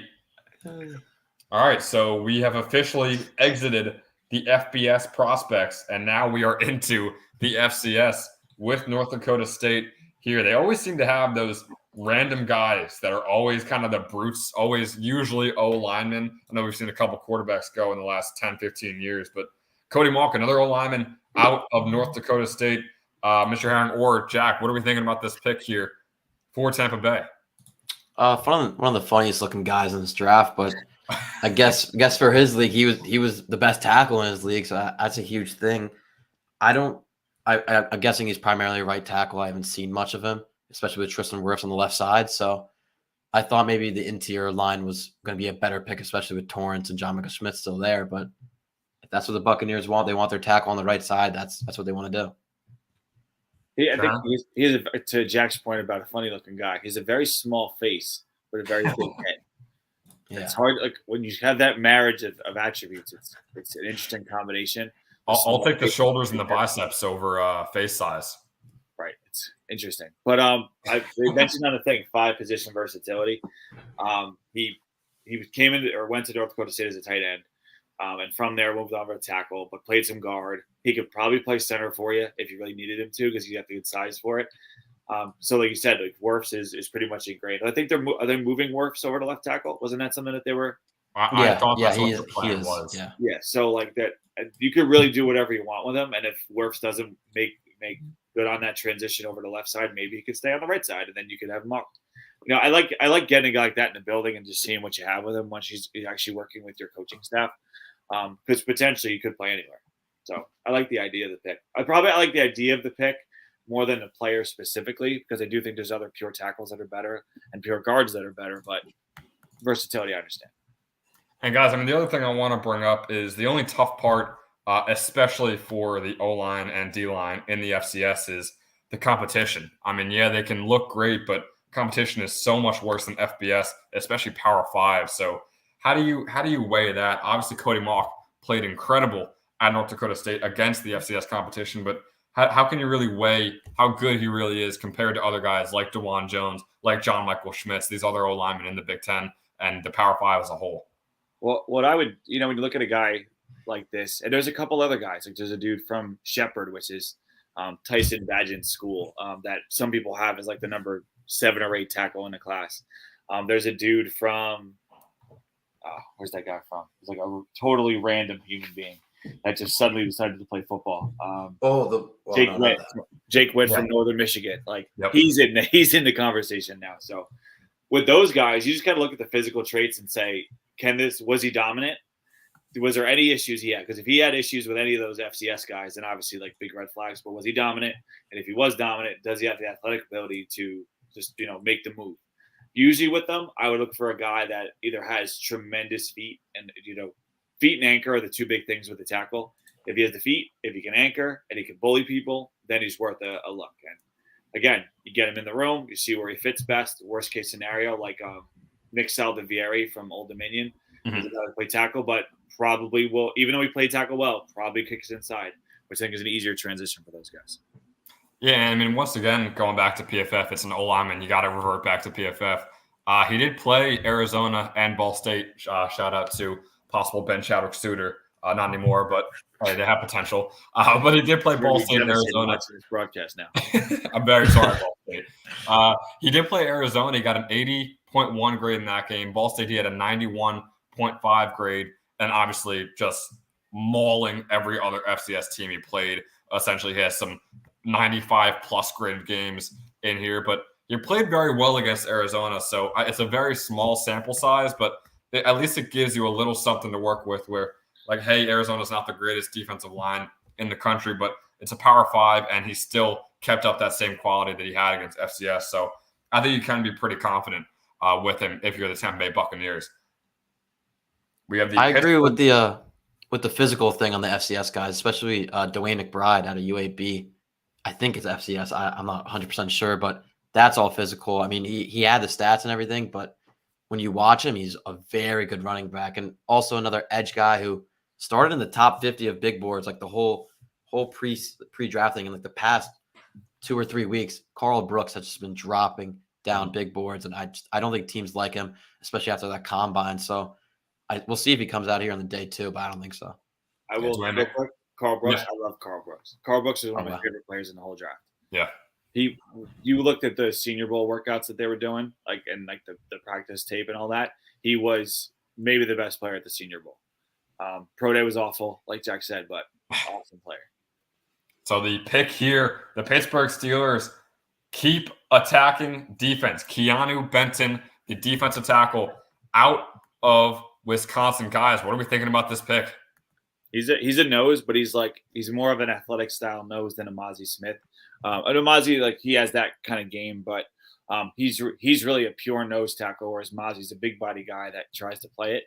I like Keanu Benton a lot. I think that he can go in and play pretty soon in an NFL system, and I know Pittsburgh likes to vary that defense and run a lot of 3-4, so he can be a guy you put on the inside and stabilize the whole defense. So good player.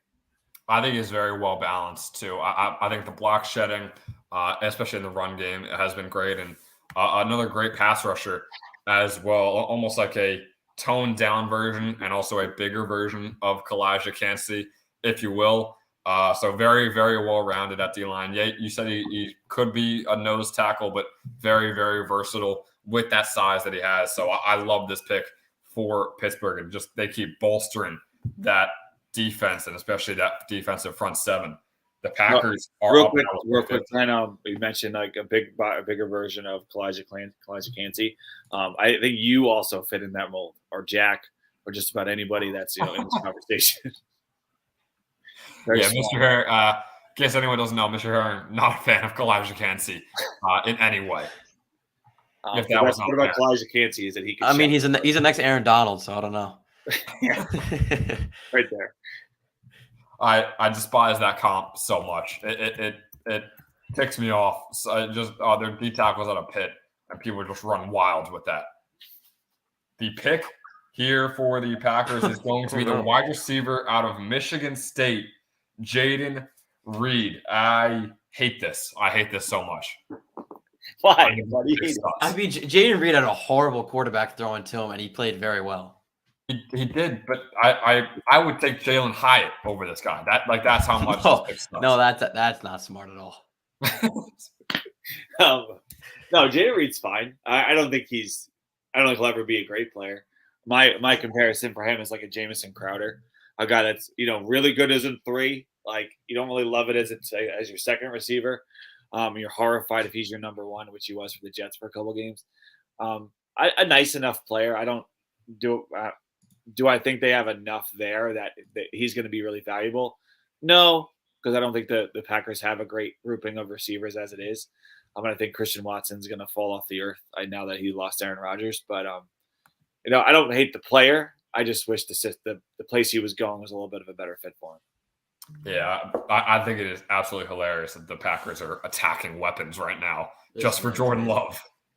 We got the Dolphins up here at pick 51. We'll see where they go. This should be very interesting. Tua Tagovailoa, there were retirement rumors just a few weeks ago about him. He will be playing this upcoming season, but man, the health issues have been scary. Not expecting a quarterback here. Maybe some O-line help. We'll have to see. Is this the last team to draft first? I believe it is. I think this is the last team that hasn't taken a player yet in the 2023 draft. And the pick for the Miami Dolphins is Cam Smith, the cornerback out of South Carolina. I think this is a great pick. Jack, I saw you clapping. You want to talk a little bit about Cam Smith? I really like him as a cornerback. They just traded for Jalen Ramsey, though. I don't remember any of their other cornerbacks, so I will have to check that. But he's a very good cornerback, and especially with the division that's just bolstering up on wide receivers, I think this is good for Miami. Well, they had Xavier Howard, but he kind of fell off a cliff last year in terms of his ability. So I think this is, and a guy that's very physical, very very similar play style to Howard and even Ramsey. Long, athletic, moves, competitive. That's why I had him high as a first rounder, because I thought he just really checked every box you wanted, ran well, he did everything you could look for. That's why I don't factor him into the random cornerback draft grouping. I just think he's a good player, and I think that they did a nice job picking up a guy with that kind of talent here in a second. Like it's their first pick that they have in this draft, but if you told me they got him at like 25, I would be like, yeah, that's a good pick for him. Yeah, that is a big compliment there to the Dolphins, and I'm right behind you with it. I think he kind of plays in terms of ball hawking similar to Trayvon Diggs, except he's actually smart and pretty solid in coverage, and he knows when to jump and when not to jump. And I'm saying he could be better than Trayvon Diggs. It's not a big compliment from me. Trust me, even coming from a Cowboy fan. No, I think this is a great pick. This is, again, one of the top picks of day 2 so far. I really think he could have gone in round 1. If not, he should have gone at least top 40, and going at 51 is a awesome pick for Miami. Seattle Seahawks up with the 52nd pick of the NFL draft. Whoa. Okay, very, very interesting. Our third running back off of the board, Zach Charbonnet, the back out of UCLA. Horrible. Did Kenneth Walker not just almost win Rookie of the Year? I couldn't tell you. I know Chris Carson has some problems right now, but Chris Carson. Horrible.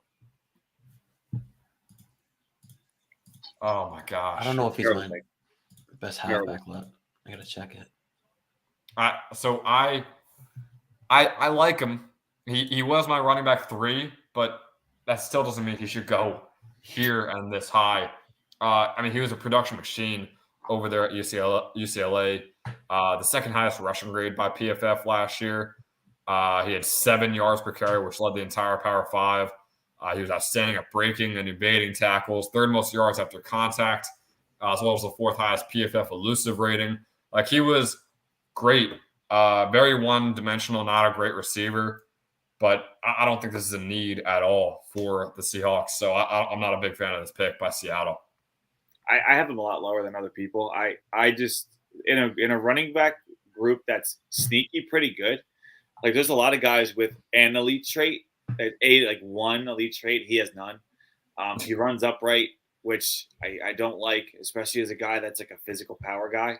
He runs very upright, and Kenneth Walker kind of does too. But Kenneth Walker has better skill set overall, and he's tougher to bring down. I think that Zach Charbonnet is a guy that you draft like in the 5th, and you're excited when he pops and becomes a good player.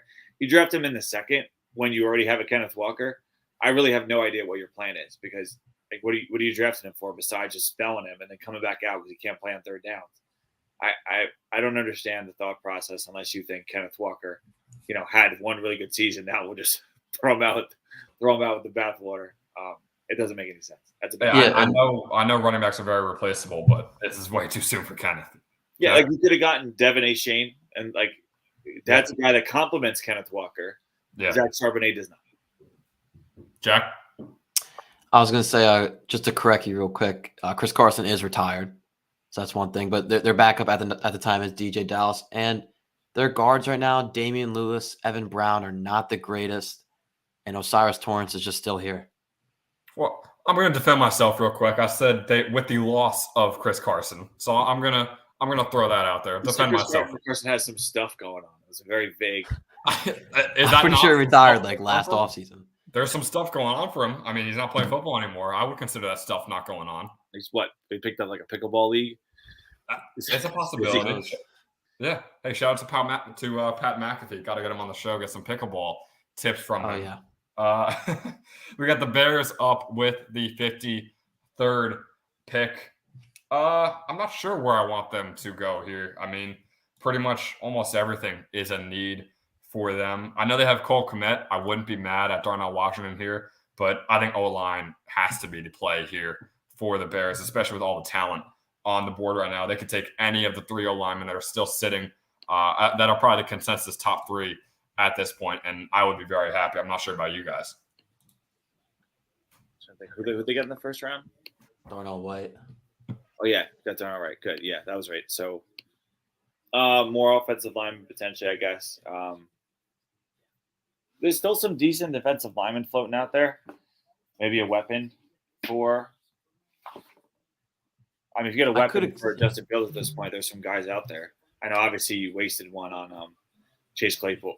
I'm not sure if they need a weapon. I mean, besides for maybe another tight end, I'm not mad at the wide receivers over there. I'm really not. Are bad.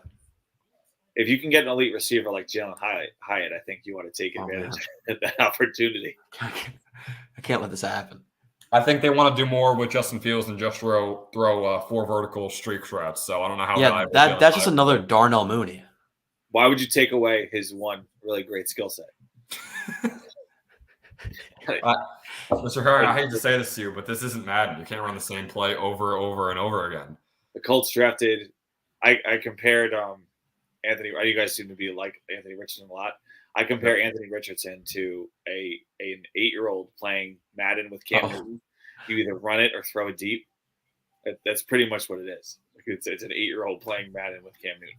And it's either an 80-yard touchdown or a pick six, which is Anthony Richardson. We don't like him because of his immediate production. Trust me, that's not why we're Anthony Richardson fans over here. Yeah, I'm not sure. Maybe running back. Is there another running back that should go here? I know Jackie mentioned it before. Dante Foreman and Khalil Herbert's not the greatest running back core after losing David Montgomery. Devin Achane is probably the only running back that could go in these top 3 rounds left. So I don't know. I got a guy. I got a guy that I love. I'm not gonna lie. A running back? Dwayne McBride out of UAB. I love him. I love Dwayne McBride so much. He's 4th on my board, but I could easily move him up to 2. That's how much I love him. I'm not a big fan of Jahmyr Gibbs. I'm solid. I do like Zach Charbonnet, but man, Dwayne McBride, I would love right here for the Bears. My Dwayne McBride comp is actually Matt Forte, which would work out pretty well with the Bears. Maybe Justin Fields, or hopefully Justin Fields turns out a little bit better than Jay Cutler, but who knows? The pick here for the Bears is going to be Javon Dexter Sr., the D tackle, out of the University of Florida. So, Mr. Herring, any thoughts on this pick here for the Bears? I just love seeing Devin Hester out there making the pick. Don't do the Gator thing, Hester. devastating. That's brutal. Gervin Dexter is a nice player.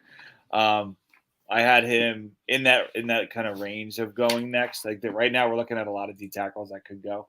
I had him a 3rd round guy, but great combine, moves well, tough, physical. Like all those Florida defensive tackles that come out in the draft, they all have a very similar profile. Definitely a guy who can step in there, can do some damage for you. He's a good player. I think there's better defensive tackles out there potentially, but not guys that were better by that much. So I'd be okay if I was a Bears fan with this. I would agree with that. I thought he should have gone later on tonight. I don't think he should have fallen into day 3, but I think round 2 is a bit high, especially as the Bears. I feel like, yeah, you want to attack defense, but there's definitely some guys that are better that you could attack. There's O-line you could attack. There's those running backs and weapons that you could also attack. I think there's a lot of other places I would have gone. Not really that mad at it, but I wish they would have done something else here with that 53rd pick. I do like Kobe Turner a lot, the D tackle out of Wake Forest. He played amazingly since 2020. Every single year he's played an amazing year. I thought that's maybe where they were going to go if it was D tackle. Yeah, I'm not sure. I mean, I don't know if D tackle is the biggest need. I feel like they're okay enough at D tackle over there in Chicago. I love Eddie Goldman right now. So, like I said, I think there's a lot bigger needs. I don't hate the pick, but definitely could have gone a lot better. LA Chargers are now up. They got Quentin Johnston in the 1st round, who, in my opinion, is just Mike Williams, who doesn't know how to use his size. So that'll be very interesting how LA handles that situation over there. Just a body catching Mike Williams. Let Darnold. Mr. Herring, what was your top 5 receivers overall? Yeah. Zay, Hyatt 2, Smith and Jibba. Look at my rankings, I guess. What's his name? Because I had Zay number 2. So Addison Mingo. Mingo was 5. Oh, so you hate Johnston? Yeah, I hate it. It's terrible. Okay, the pick here for the LA Chargers. Bear with me here.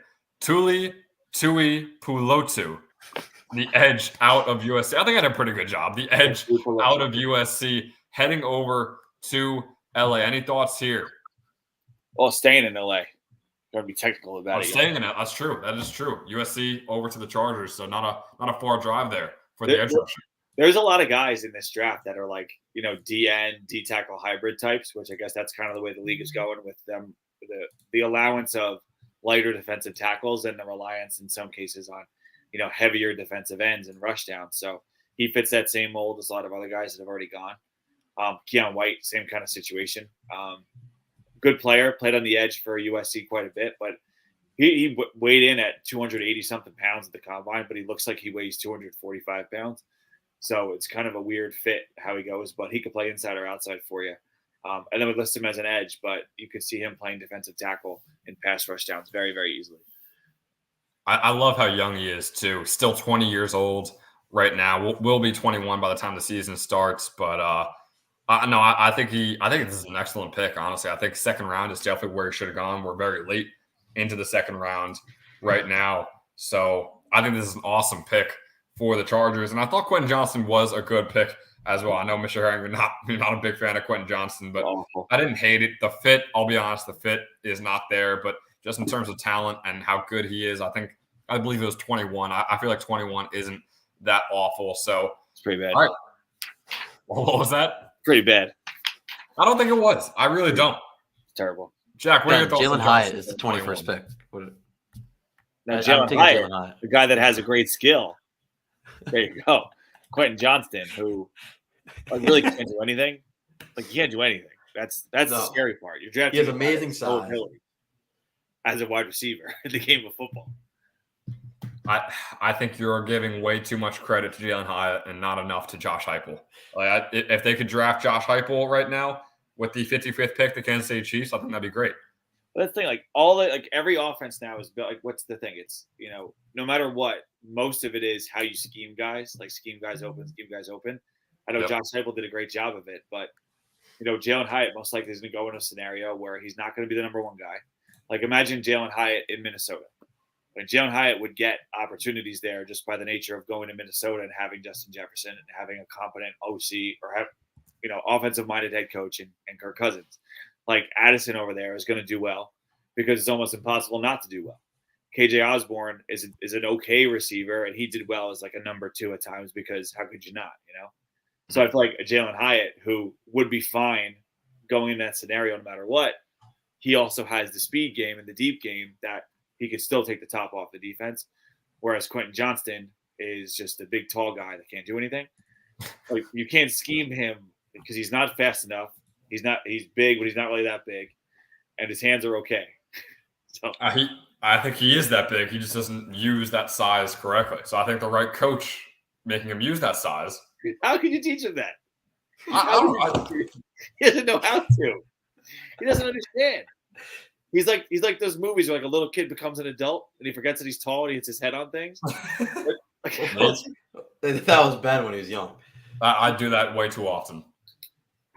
The other day, I was just, I don't know why, I was just in a very happy mood. I was just like kind of galloping down my stairs, just plastered against the top little wall right there. Yeah. Massive bruise on my forehead. You're going to do some nature walks or whatever? Nature watch. Shout out the concussion from last year. Yeah, a lot of nature watching. Yeah, no, tall, being tall, not all it's hyped up to be. I'm going to be honest. So me and Quentin Johnston, we're one and the same, pretty much the same person right now. We got the Chiefs pick here at number 55. This is very interesting. I wonder where I'm getting they go news. here. I'm getting news the Lions just traded for it. The Lions traded for the 55th pick? Yeah. Or the Lions traded away the 55th pick? Oh. I think the Lions traded it away. No, it's a good job on me. So, so where do we let's be honest, the weapons right now, besides for Travis Kelce, who is getting up there in age, aren't great, but you still have Patrick Mahomes. So do you attack defense here, which is obviously the worst side of the ball, or do you get weapons for Mahomes? I think it's tackle or receiver. I think those are the two positions that you want to add some talent into. Because even like the offensive line has been, even when it made it to the Super Bowl, still question marks for the offensive line at times. They lost a dude, went over to Cincinnati. What's his name? Orlando Brown. He went over to Cincinnati, so they lost him. Got to replace him. So maybe a tackle like a Tyler Steen or maybe DeJuan Jones, who kind of fits the same mold. That right tackle-ish maybe could play left side in a pinch. Or you could go with a wide receiver, maybe one that's a deep threat that can get on up defenses quickly. I really do wonder who that could be. No, honestly, if they pick a receiver, a guy like Marvin Mims, I think would fit really well. Yeah, I was about to say that. All right, let's see the pick. I pray that I don't have to see Mr. Herring's reaction to Jalen Hyatt. If it's Hyatt's going to go for like 1,500 next year. Here is the pick for the Kansas City Chiefs. Oh, taking a little longer than I expected. That is anticlimactic. I'm not going to lie. Well, it's Ed and Brad booed, so come on. Oh, of course. What are our takes on the Chiefs-aholic guy who is a wanted man right now in Kansas City, but is still roaming around the streets? Sounds fun. It's one of those things that can only happen with like when you make fans into celebrities. Which I love. I think that if anyone deserves to be famous, it is that criminal right there. We got Rashee Rice. Okay, the wide receiver out of SMU going to Kansas City here. I don't hate it, guys. I'm not going to lie. It's not a deep threat, though. It isn't a deep threat, but I think it's just a weapon. It's another weapon for Mahomes. He is definitely a slot guy, but I don't know. I mean, I think you just need weapons. They don't really have a slot guy. They don't have a deep guy. They have Travis Kelce. That's pretty much what they're working with right now. So they're just starting to fill it out. And Rashee Rice, I don't hate it. There's better receivers that I would have taken, but I really do like this pick by the Chiefs. Polished guy. He's not super dynamic, but he can play inside. He can play outside. Yeah. The guy that you could plug in right away. I mean, some of these receivers that are out there, you can get them, and then maybe in a couple of years they can contribute. But with where they are, you have a guy that can play immediately for Pat Mahomes, especially coming from an offense that SMU runs with Rhett Lashley. It's pass heavy, so it really clicks with a guy like Rashee Rice. You can go in there and play right away. So it makes sense to me. Yeah, he's got a 4.5 140, a 41-inch vertical. So a really, really solid athlete. I see a comparison so that some people have been talking about Adam Thielen, which I think does make a lot of sense. Just to he's going to produce immediately in the NFL. Is he going to become a top 5 receiver? No, but like, will he be maybe a number 1 receiver or a really, really good number 2 receiver at his peak? Yes, which I think is perfectly fine for Patrick Mahomes over these next 10, 15 years, however long he really does decide to play. We got the Chicago Bears up with the 56th overall pick. So we'll see what else they decide to do with their second pick of the second round here. Chicago has a lot of second-round picks in this draft. They do, and I believe they just traded for this pick. They got it from the Jacksonville Jaguars. That's a good pick. And the pick, yeah, another Miami guy, Mr. Herring, shout out to you. Tyreek Stevenson, the cornerback out of Miami. I got to watch Devin Hester see if he throws a U up now that he had to do the Gator chop. I think this is a pretty solid pick. I think he's got a good build on him. I love his press corner ability, and as well as being very smart when in the zone coverage. So I think this is a solid pick for Chicago. They got a very, very young cornerback core over there and DB core as a whole. I think this is a perfect guy to slot in there. I will say that Miami did not use him well in his time there. Like with a lot of players in recent memory, they pretty much tried to destroy everyone's draft ability. He is a guy that he added a little bit too much weight, maybe didn't quite have, the career he should have had as like a super high 5-star recruit coming out. Went to Georgia initially, probably would have had a much better career had he stayed at Georgia, ironically enough, instead of going for an opportunity to play right away. But I think I like the player as a whole with a guy you can mold and turn into something, because he does have physicality, he does have ball skills, and he ran way better than a lot of people anticipated. So, you could have gotten other guys that also ran well, and there's a couple guys in there that did, but you're not going to get a guy that has like this great collection of talent like he does. So it's a good option for them for sure.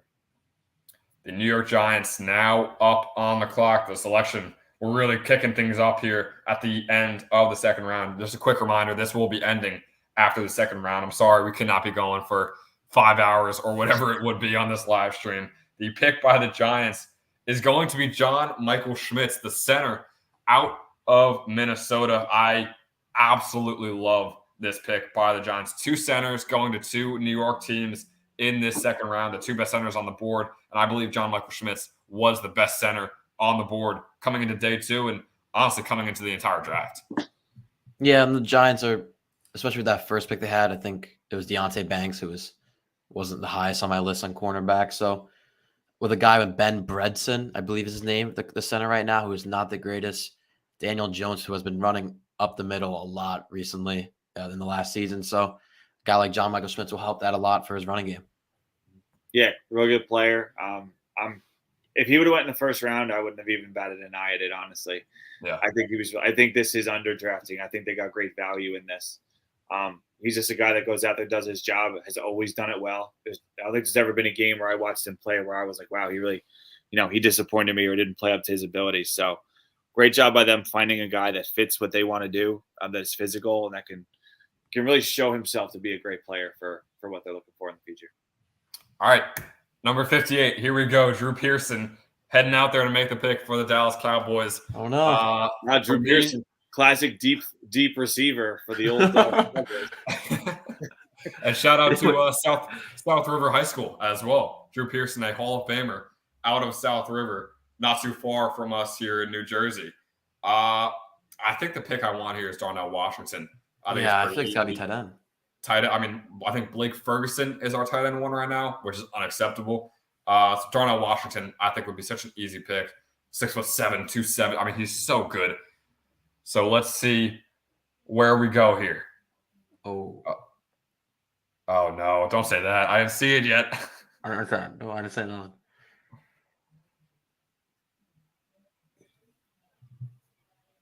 Make the pick, Drew.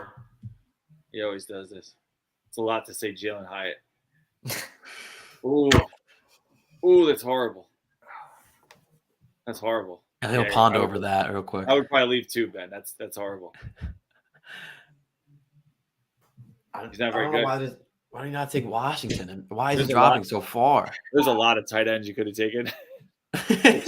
There are so many tight ends available. Well, that's bad. There are so many tight ends available. Why? What is with Michigan this year? He's Like, not very good. why are we so dead set on Michigan? Why is this our the Georgia with the Eagles, but we're Michigan, which is a whole lot worse. I'm not gonna lie. I didn't like Mazzie Smith. I thought Mazzie Smith was like a 2-3 round player. I think Luke Schoonmaker. I mean, there's a lot of tight ends that are better than him.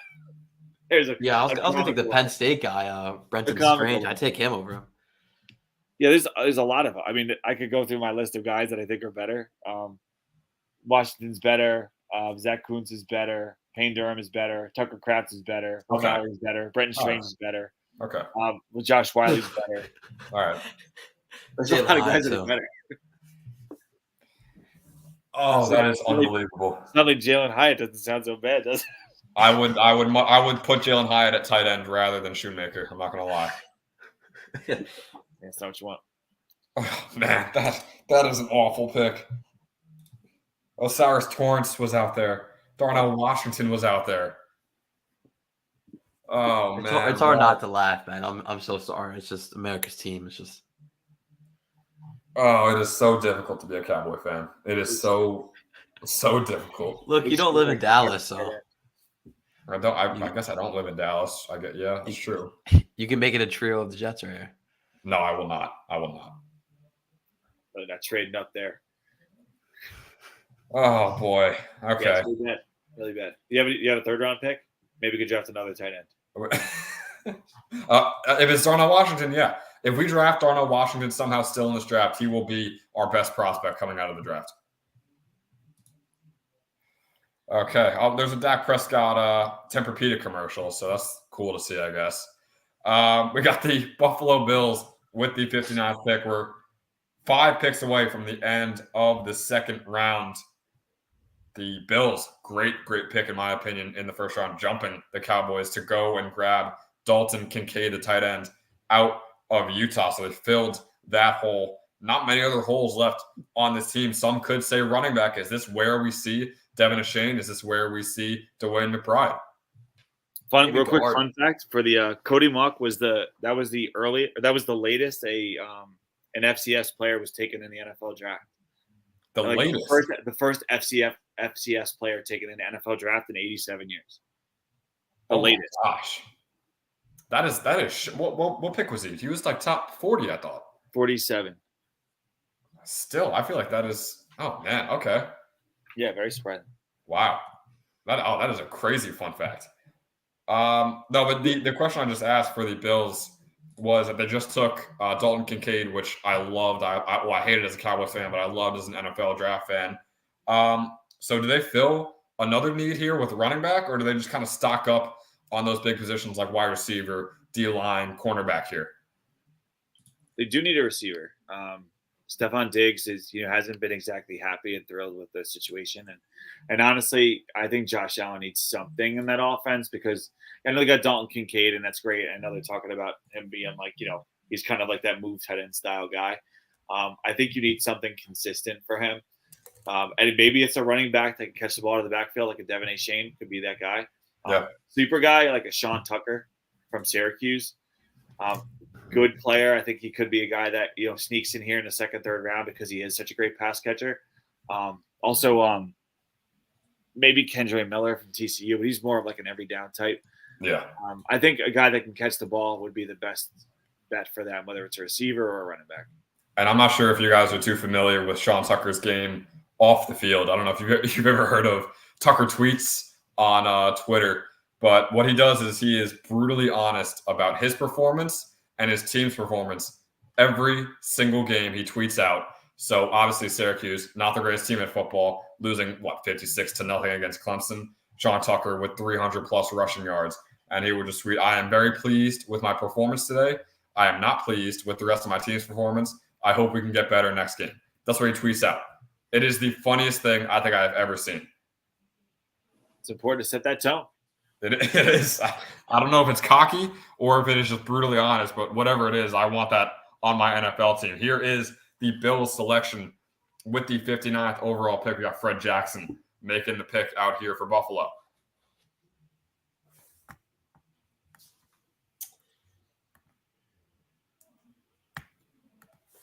Fred's just saying hi to everybody. they like to take their time, which I mean, I would be the same exact way if I was up there making picks. They're really loose with the term legend sometimes.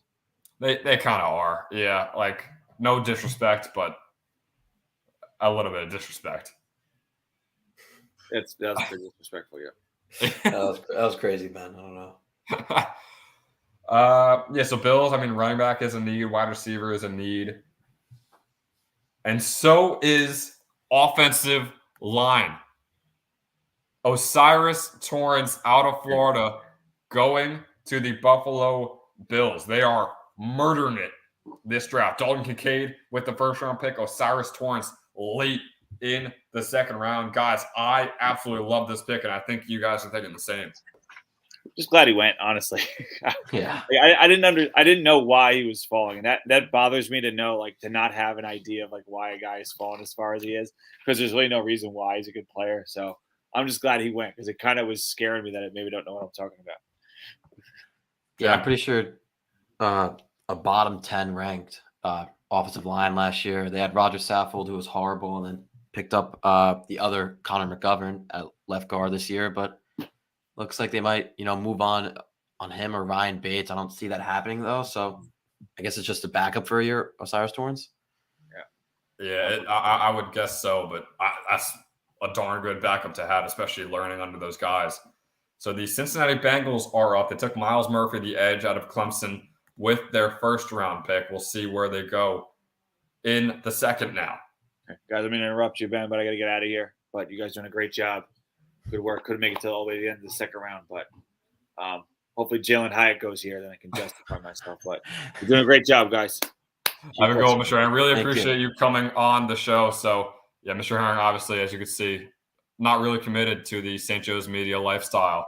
But no, me and Jack will be out here in just a few minutes. This pick by the Bengals, cornerback DJ Turner out of Michigan, another Michigan player. Thank God he is not going to the Cowboys. So, Jack, what are your thoughts on DJ Turner out of the Michigan Wolverines? I can't even keep track of all these cornerbacks. I know. There's so many. There's just so many. He's a very good cornerback, though, out of Michigan. He played very well in the TCU game. I believe he wasn't covering Quentin Johnston when, Quentin Johnston had that amazing game. So I guess it's a good selection for the Bengals. I still feel like O-line is a move for them. O-line is definitely something they need. And there's still, I know O'Cyrus Torrence was just taken. They still could really use some O-linemen. DJ Turner, though, I had him late second, early third. So this is exactly where I would have taken him. So definitely not mad at all by the Bengals pick here. Very, very good athlete as they're showing his combine tape right now on NFL Network. No, he is very, very good, very patient corner, which is exactly what you want, especially out of a rookie. They could be over aggressive sometimes. So next pick up, we're still rolling through these picks. Jacksonville Jaguars, their pick is in. So Jack, I'll just ask you right now, who do you think are the best available players at this point in the draft? Darnell Washington and Hendon Hooker. Probably those two are probably my favorite guys on the board right now. Darnell Washington feels like he has to go at any second. And what I'm looking at to start the third round, which we won't be here for, but the Denver Broncos has 2 picks back-to-back, 67, 68. Russell Wilson, very bad year. Do they pick Hendon Hooker? Oh, man, that is – man. Ruffle some feathers. I mean, Rams are right behind him as well. The Raiders are right behind him. I think with the talent on the board, like you just said, Darnell Washington, you also got DeJuan Jones. If you have a possibility to take both of those guys, that's what I would do. Obviously, very unlikely to do, but man, a quarterback would be insane after making the biggest trade in NFL history for Russell Wilson just a couple years ago. So you think Darnell Washington could go to the Eagles after drafting 4 Georgia players? And I mean, Goddard's a very good tight end, but a blocking tight end like Darnell Washington, matching them up together. Would that not be the funniest thing of all time? And also the thing that would piss me off the most this entire draft season? I mean, I feel it happening. it's hilarious because all the picks that they've made from Georgia, it's not like, oh, they're just looking at the Georgia symbol, the bulldog, and just pressing select. They're all great picks for where they're at. And Darnell Washington would be an incredible pick right here for I mean, honestly, the Jaguars, for the Texans, or for Detroit or Philly.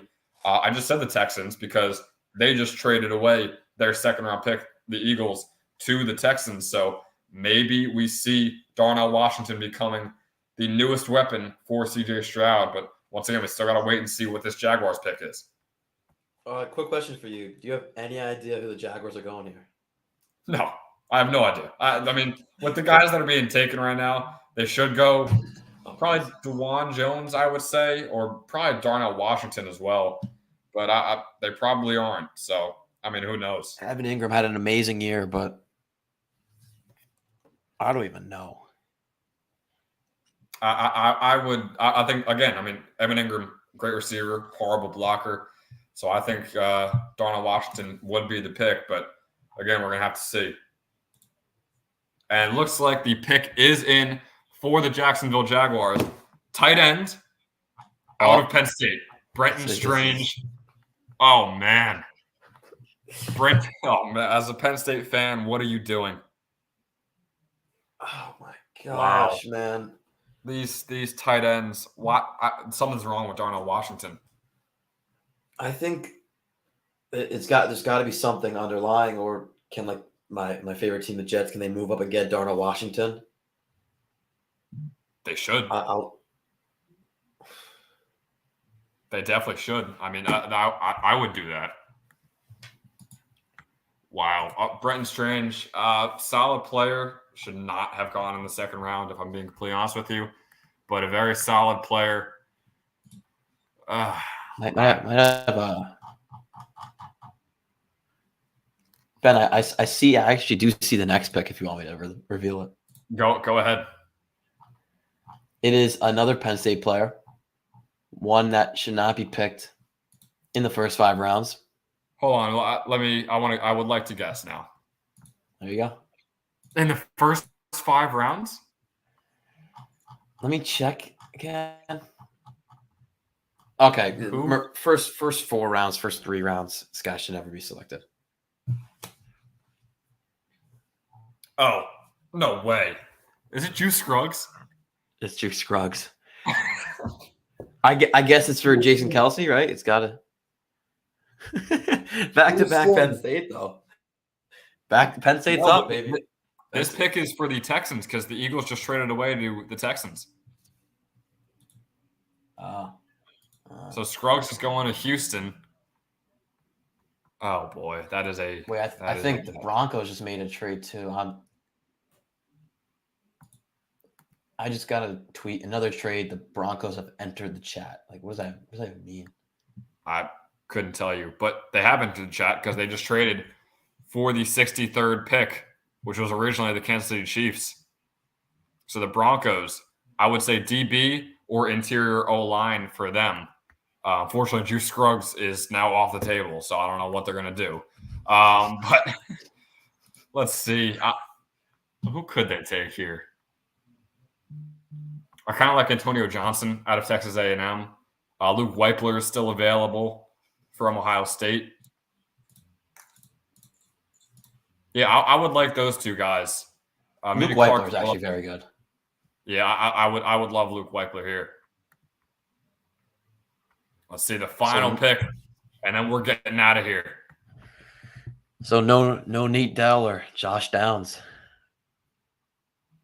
No. Yeah, I cannot believe that Downs, Hyatt, or Tank Dell all didn't get picked. But there was a wide receiver or two that did get picked, which is kind of crazy. And I can't believe there were multiple tight ends picked, and neither of them were Darnell Washington. That to me is just outrageous. Yeah, so the last pick, 63, will be the Broncos. They're taking their time with it. We know that. Yeah.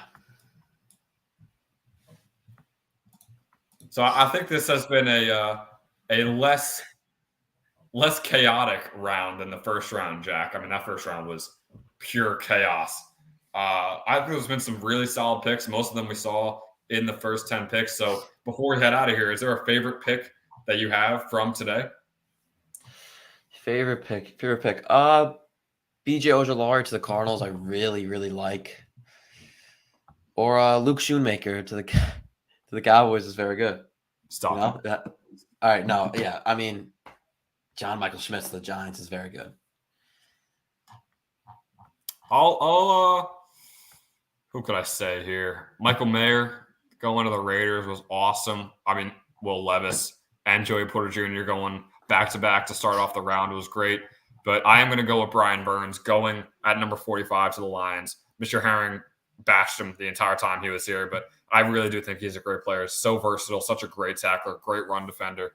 So I'm going to say Brian Branch so far today has been the best pick. The Broncos pick is in. There's just no word on who it is yet. They're taking their time. Hey, maybe they're mulling over Hendon Hooker. You never know. I think that'd be the call of the century.